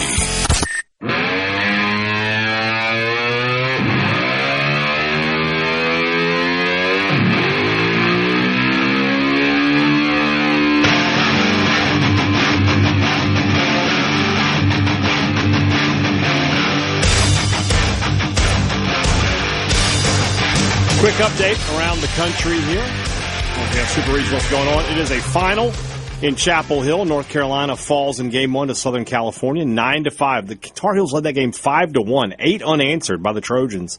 They now stand a win away from the College World Series. And over in Troy, now 6-2. Speaking of Trojans, it's a Trojan versus Trojan battle here. 6-2 Troy over Little Rock. Ole Miss versus Auburn. First pitch scheduled for 7 o'clock Central. Yes, sir. Somebody says, historically, this will never come to a conclusion before the season anyway. They move at a turtle speed. If they come to one before August, then they are targeting Ole Miss. So the reason this North Dakota thing happened so fast is because there's this new thing where if you cooperate, don't fight, you sit down at a table, you negotiate punishments, and quickly move on. Mm-hmm. Ole Miss ain't going to do that, I don't think. Doesn't seem like it, no. Why would they? Yeah, what's the point? Yeah. Unless you just decide, you know what, forget the headache. Guys, he'll miss the Wofford game. Go away. It seems unlikely, though. It does seem unlikely. You know, Brooks Austin brought up a really good point today, by the way. You know how Saban on, what was it, Tuesday? Called out Trinidad Chambliss as part of the NCAA's bad thing? Or this is so bad, this is so messed up? Yeah. Trinidad Chambliss got his fifth year after graduating high school. That's what the bill... Yeah, it would be for 5 for 5 anyway, right? It would be 5 for 5 anyway. So Nick Saban used an example of a player doing what the bill he is lobbying for would allow to happen. I don't know quite how to tell you this. I hate to be the bearer of bad news. This whole process is ridiculous. The people are just talking out of their you-know-what as they go along. They're just saying whatever they want to say. None of it has anything to do with anything else, and it's all a huge waste of time and probably hundreds of millions of dollars. Doesn't that make you wonder why him, though? Of all the examples, 7th-year players, 8-year players, Montana's going to have a 9th-year player. We know why. And you use a guy that fits into the framework of the bill you're trying to pass. You know why? Because he and Kiffin are friends. Are they friends, or does he look at Kiffin like his disappointing son that he's trying to reform? I mean, maybe that's it, too. I don't know, however you want to look at it. They have a relationship, and he's like, I'm trying to help my guy out. And he and Pete have one, too, though, don't they? Well, I don't know. Obviously not as close. Yeah. So. Man. Greg Sankey talked on Feinbaum, by the way. I read all the quotes. Hey, Dad, I don't know what he said. Mm-hmm. I read the quotes. I have a good vocabulary. I know what big words mean. I have no idea what he was trying to say with almost anything that he talked about. Why use lot word when little word do? It's just nonstop. And it's just, I say it's nonstop. It will eventually come to an end because you've got, these bills aren't going to pass. They just aren't. And you've got the SEC who's saying, "Oh no, don't pass that bill that we asked you to do. Don't do that. Do that. That's what we want. We wanted something different." And it's all a waste of time. I feel bad for our friends Ross Dellinger and Ben Portnoy who are forced by their employers to cover this. If I was the head guy at Yahoo, I'd just be like, Ross, just go to Oregon and talk to Dan Lanning and see what's up there. Just there's no point in this. It's useless. It's a waste of time. I hate everything. Who decided 5 for 5 was a good idea? Honestly, I like it. Get rid of all the red shirt crap. Get rid of all of that. Just get rid of it. No waivers, none of it. Just 5 for 5. Mm-hmm. That's what you do. Opening up red shirts and waivers is what got them into the mess that they got in anyway. Just end all of that practice. I don't hate that. Did Borky just say Montana has a player with 9 years? Yep, a 9th-year senior at Montana. Didn't Miami just have a guy? Carson Beck was in year 7, wasn't he? Well, there was another guy, too, I want to say. Was in year 8? Yeah. Yeah, Beck would have been was he a 7th-year guy? Is that right? I think he was a 7th-year guy. I don't know. I have to go back and look. I just don't have the energy. Where'd he go? Was it Miami or Arizona? It was Arizona.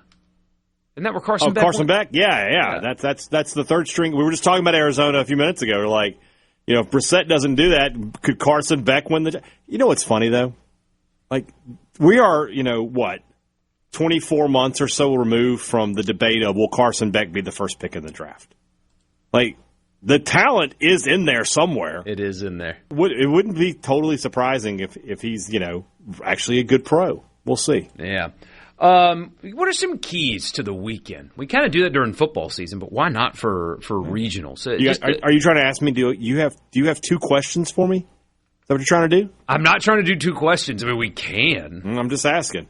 But what are some things that State's just State's got to win the first to the game. series? They got to win the first game. State has not run a rubber game all year. I don't know if you know that or not. So the way State's SEC schedule worked out, they only won 4 series. They swept all 4 series. The other 6 series they lost, they were swept in 2 of them, and then in the other 4, they lost Game 3.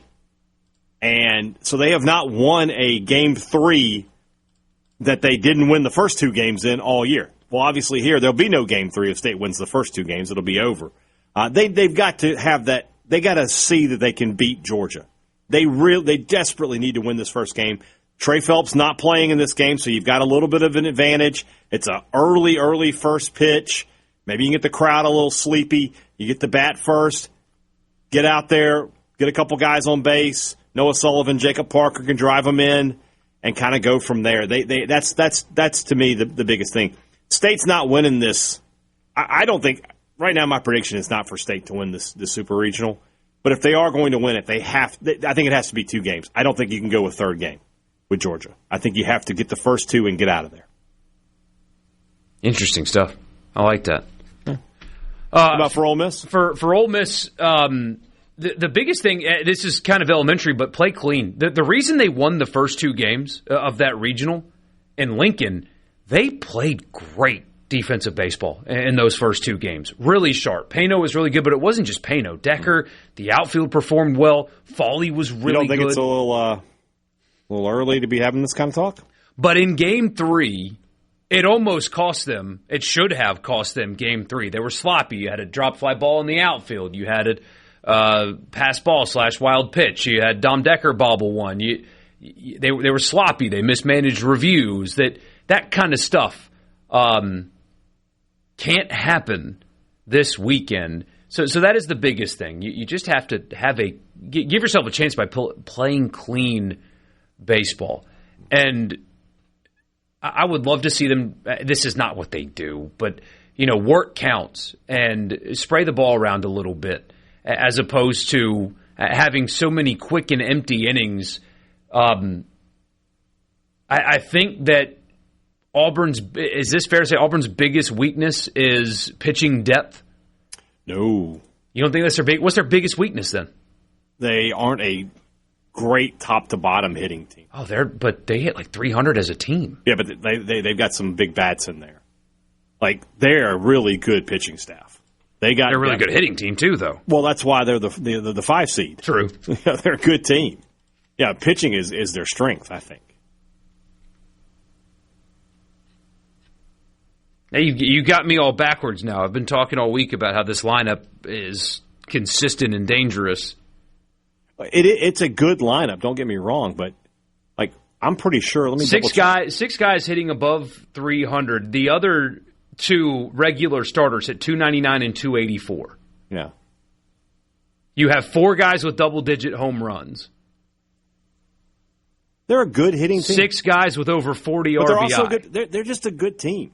I think, and they don't strike out either. Yeah. Butch Thompson is always going to have a good pitching staff. Their pitching staff is very good. They're just good. Yeah, they're a good team.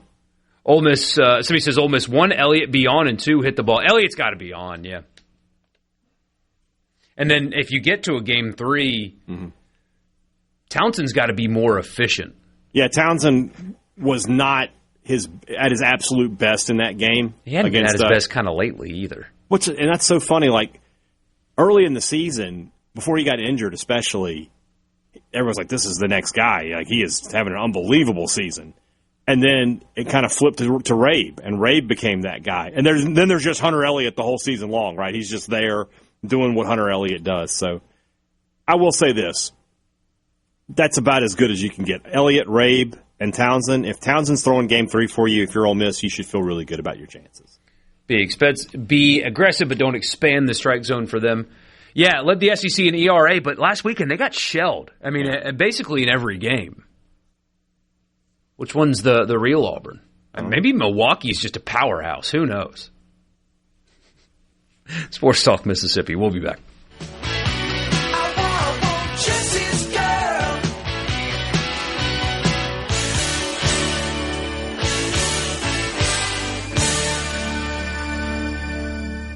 From this SuperTalk Mississippi. Check this out. Are you ready? Yeah! Sports Talk Mississippi.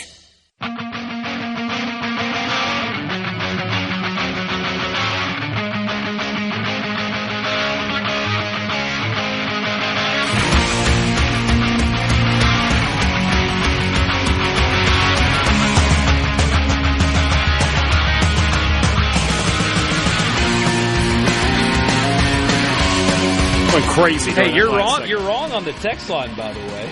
About what? Somebody said they gave up a lot of runs last weekend with that great pitching. You say in one game, the other games they gave up 3, 1, and 3. No.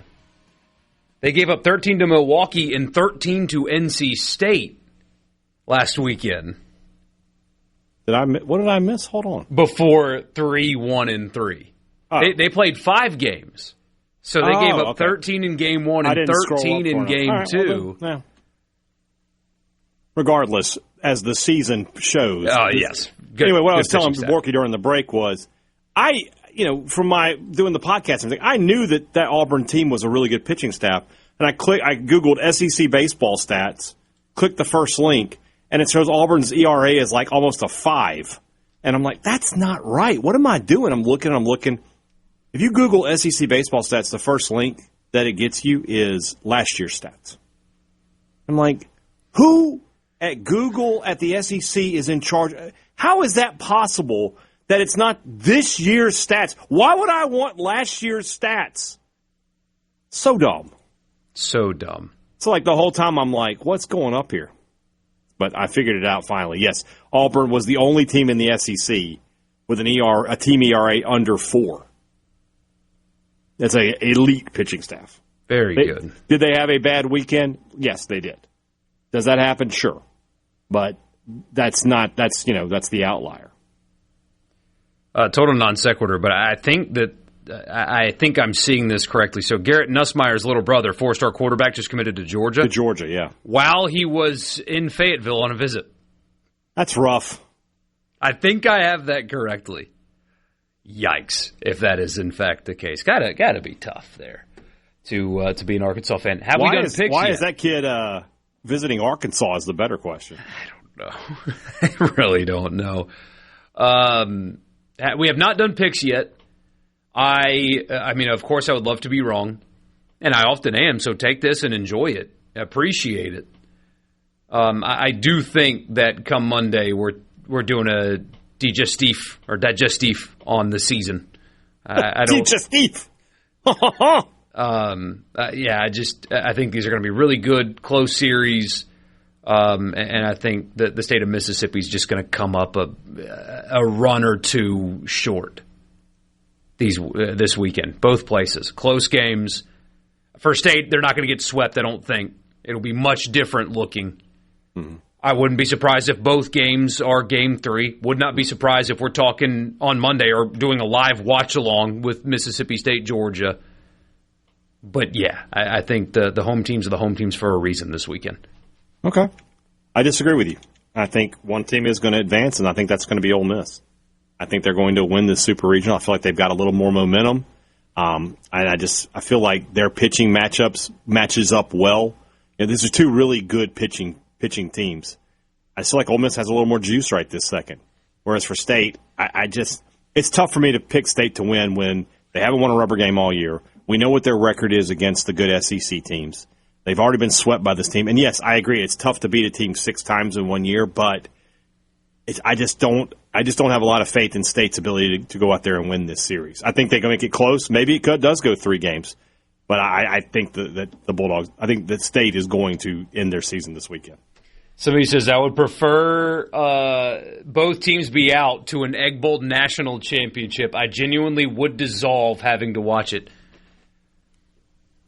What do you think the ticket prices would be at that stadium for the Egg Bowl national championship? I don't know what the record is, but it'd be up there. I mean, it'd be four figures to get in the door, right? And because you've got two fan bases that will be desperate beyond measure to be there. Mm-hmm. And the stadium's not that big. Each fan base would fill up that place on its own. And you would have to divide that demand in half. It would be record ticket sales. Easily. Agreed. Oh, and then imagine, it splits right down the middle, right down home plate. That's something that they could move to a 50,000-seat stadium. You know, you could go play it wherever, and you'd sell. What's the closest city? Kansas City? Or is that? Yeah. You would sell out that stadium. You could probably go to where Iowa plays football. Or I don't know which one's closer, Iowa or Iowa State, but Iowa State Stadium is small now that I think about it. So, yeah, Kinnick Stadium.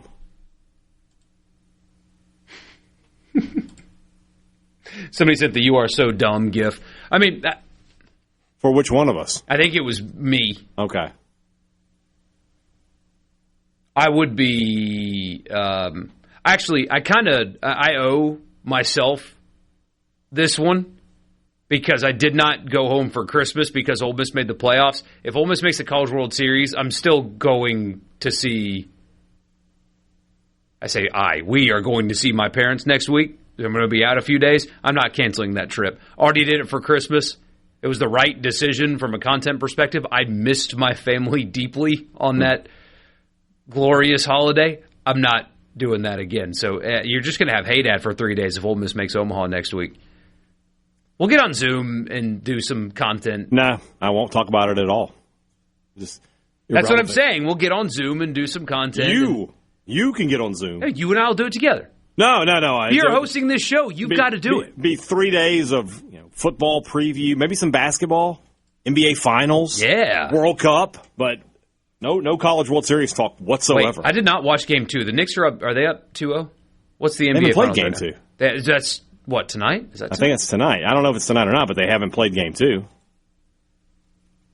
The Knicks are up 1-0. Yeah, Game 2 is tonight at 7:30. So we'll deep dive into that. Yeah, stuff we got plenty to talk about. I don't think that. I feel like we've covered baseball enough at that point. Aren't you guys tired? Yeah, it's like everybody's like, hey, let's move on to football. I mean, when you're doing radio in the South, you need to talk about football every day. It's a must. Somebody earlier was like, why are you guys talking about this right now? Because football every day. You have to do some football every day. So there you go. Aren't you guys tired of baseball? It's football season. Let's do football. That's what you would do next week. Marty says it'll just be me, Brian, and Lane next week. Talk about WWE. I never played Halo, so I can't really talk about you would need me. Yeah. Anyway, do a World Cup preview for the game on Friday? I don't need you for that. Yeah, but you don't know our national team the way I do. I mean, it doesn't matter. We played the Germans this weekend, right? Is that correct? Yeah, Chris Richards not going to play just because. I'm curious at the Germans. That's a good team. Well, I'm curious about the plan in terms of just how long you play, your guys. Like, Pulisic doesn't need more than like 25 minutes. You know what I mean? Yeah. And maybe Pochettino. But don't you want to win? Don't you want to have some momentum? Imagine if you could win. The Senegal game was enough. If the third goalie is giving up goals in the 80th minute when you've got a bunch of your backups on the field, nobody's going to care. I guess. When does the World Cup start? That's a week from tomorrow? The United States' first game is a week from today. Week from today. That's against Paraguay, is that correct? Yes. And then Australia, and then Turkey. Turkey. As they're saying. That's what the people in the streets are saying. Turkey. Somebody says, fine, WWE and Chelsea. Chelsea is kind of a dead period right now. There's not a lot going on with the World Cup. So, but WWE, not WWE either. It'd be AEW. Let's talk about a real wrestling company. Thank goodness we have Haydad to stand up for what's right. No Ole Miss World Series talk if the Ole Miss guy is gone. It makes sense, right? I regret to inform you that it would have to be done. You're not the boss of me. I'm not the boss, but I know the boss, and the boss would not let the College World Series get ignored. I just like the idea of Will be like, so this segment we're doing, no, I got it all right here. I've got the plan. Yeah, I wrote it down. I got to stick to my plan. Stuff like that. That would be really funny. Mm-hmm.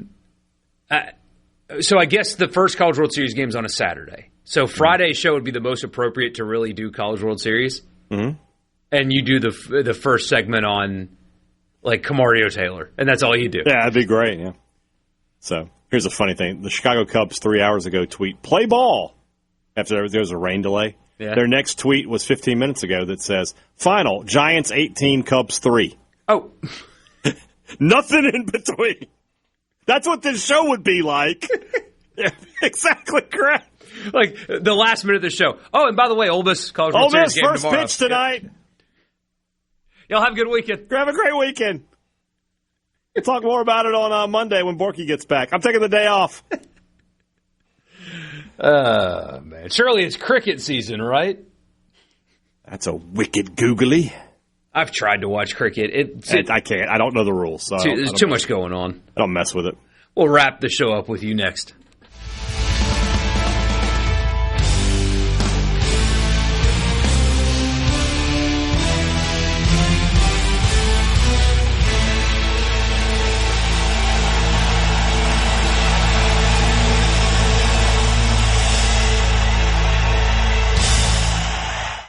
In the Venable Glass Traffic Center, I'm Kyle Curley. For the most part, looking fairly decent. There is one bad spot in northbound on 55 in Madison County. An accident just past exit 108. Expect heavy delays. Elsewhere, things are looking good. Trust your heavy haul transportation needs to Southeastern Services. With years of experience hauling and operating heavy equipment, you can trust their team to handle your job with confidence. Southeastern Services, where trust meets the road. Call 601-292-9932. Before your heating or air conditioning unit goes south, call our friends at Pure Air Consultants, your local day and night dealer. Tony and his team of professionals at Pure Air Consultants have been serving Central Mississippi for more than 21 years. Contact us today for free estimates or second opinion on replacements, or even to schedule regular maintenance to keep your unit performing at its best. Special financing offers are available too with Pure Air Consultants, your day and night dealer, online at mypureairconsultants.com. That's mypureairconsultants.com. Fourth and Goal Sports Cafe serves up Jackson's fresh-to-order plate lunches Tuesday through Friday, 11 a.m. to 3 p.m. Veggie plates with 4 sides: okra, mashed potatoes, mac and cheese, lima beans, green beans, white rice, cabbage, side salad, and more. 5100 I-55 North Frontage Road in Jackson. If you're feeling anxious about your investments with all the economic volatility and chaos in Washington, tune in to SuperTalk Jackson on Wednesdays from 9 to 10 a.m. and Sundays from 8:30 to 9:30 a.m. for Element Wealth Radio with Jeremy Nelson. Learn more at myelementwealth.com. Russell Williamson here, CEO and owner of Rope Solutions, rapidly optimizing performance and efficiency. Comprised of special operations veterans, we utilize the same tactics and techniques used to build the world's most elite teams. And now we bring that to your organization to improve safety and increase performance. And we encourage you to tune in to Forging Alliances on SuperTalk 103.3 FM every Monday at 1 p.m. to hear our story and those of other great veterans local to this community. You can also live stream or listen to the podcast series on supertalk.fm/Meridian. Just hearing SuperTalk, you hear our team working for you. Great information. Drilling down and getting to the core of the issues that impact you. They give you like the information you need to know. SuperTalk Mississippi. Join Mississippi's handyman Buddy Slowick every Saturday from 10 till noon as he broadcasts live from the Build Mississippi studio. Go to buildmississippi.com for more information on training, credentials, and job placement. Are you thinking about retirement, or are you recently retired? Do you have a plan? Or do you have a drawer full of statements? If your answer is the latter, then you're not retirement planning, you're retirement hoping. Risks and inflation are rising, and planning is critical now. At Element Wealth, our exclusive 360 process can create a strategy to help protect what you've worked so hard to build while still providing growth. To start the conversation, visit myelementwealth.com or call 601-957-6006. 601-957-6006. This is where the story of your state gets told each day. We're proud to cover the Magnolia State like nobody else. SuperTalk, Mississippi. Let the broadcasting of the disturbed continue. Sports Talk, Mississippi. SuperTalk, Mississippi.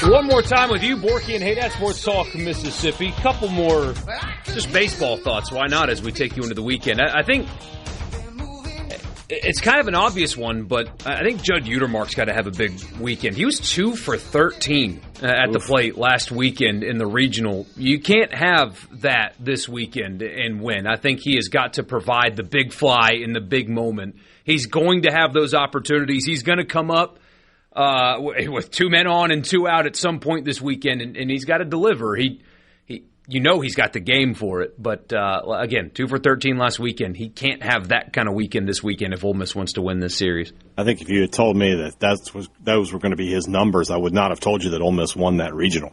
So it speaks to the pitching and the guys in the lineup around him and what they were able to do. Yeah, Federico was just out of his mind last weekend for one. So. Need that to continue. Yeah, no doubt. Is there anything like that in your mind for State this weekend? Like a guy that needs to step up, something like that? It's not a guy as much as it's the guys in the bullpen for Mississippi State. I think you can rely on Valinkas. I think you can rely on McPherson. I think Stone can be reliable as well. But every game, State's going to have to find somewhere between 3 and 9 outs from their bullpen. And if they can't do that, they can't win games. Davis, Bauer, Webb, Miller, those are the guys that State's been going to more often than not. Pitzer maybe.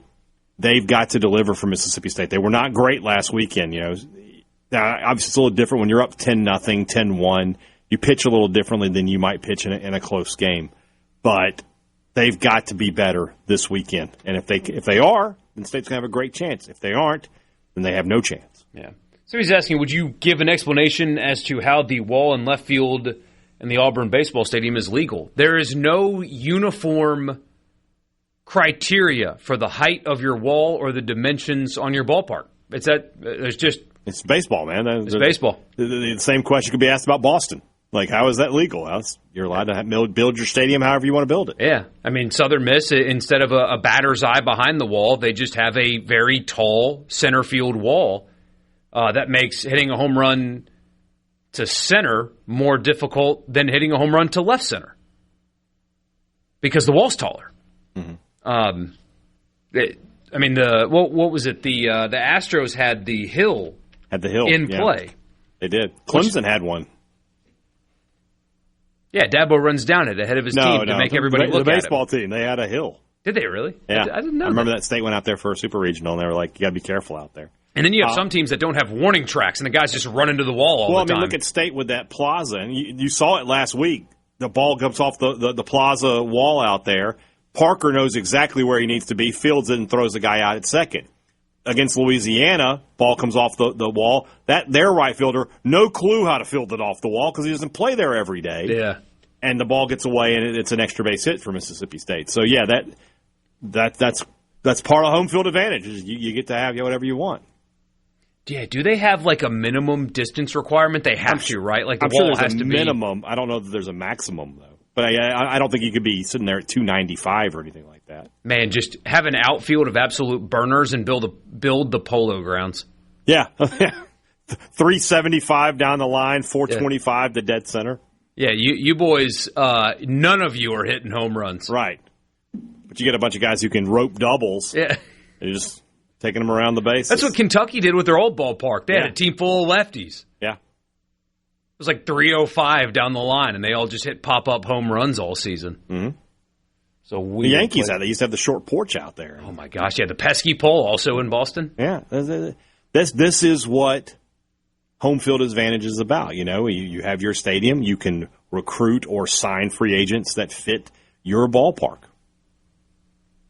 There's a green monster on the at the ballpark where the Red Sox single A affiliate is, where Really? I grew up. Yeah, they built the field to the exact dimensions of Fenway. Green monster height, same. That makes sense, though. Yeah, players are used to playing at Fenway. Yeah, exactly. That's actually smart ownership. Yeah, you would think. Yeah, the Cubs have a basket out there. Exactly. That's the top of their outfield wall. Stadiums are different. That's what it is. Yeah. All right, hey, Dad, we got there. The week is over. The week is over.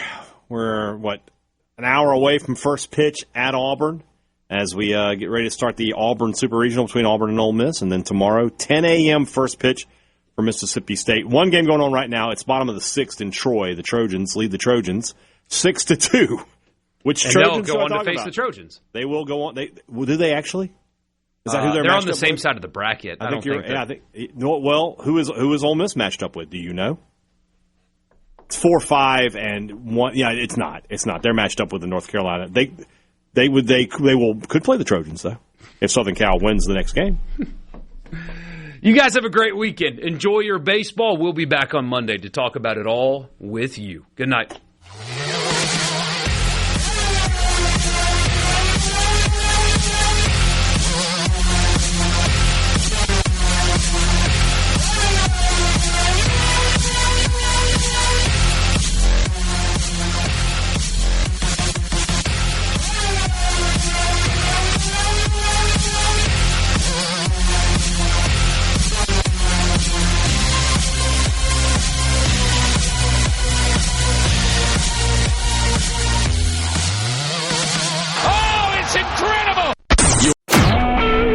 SuperTalk Mississippi Media Production.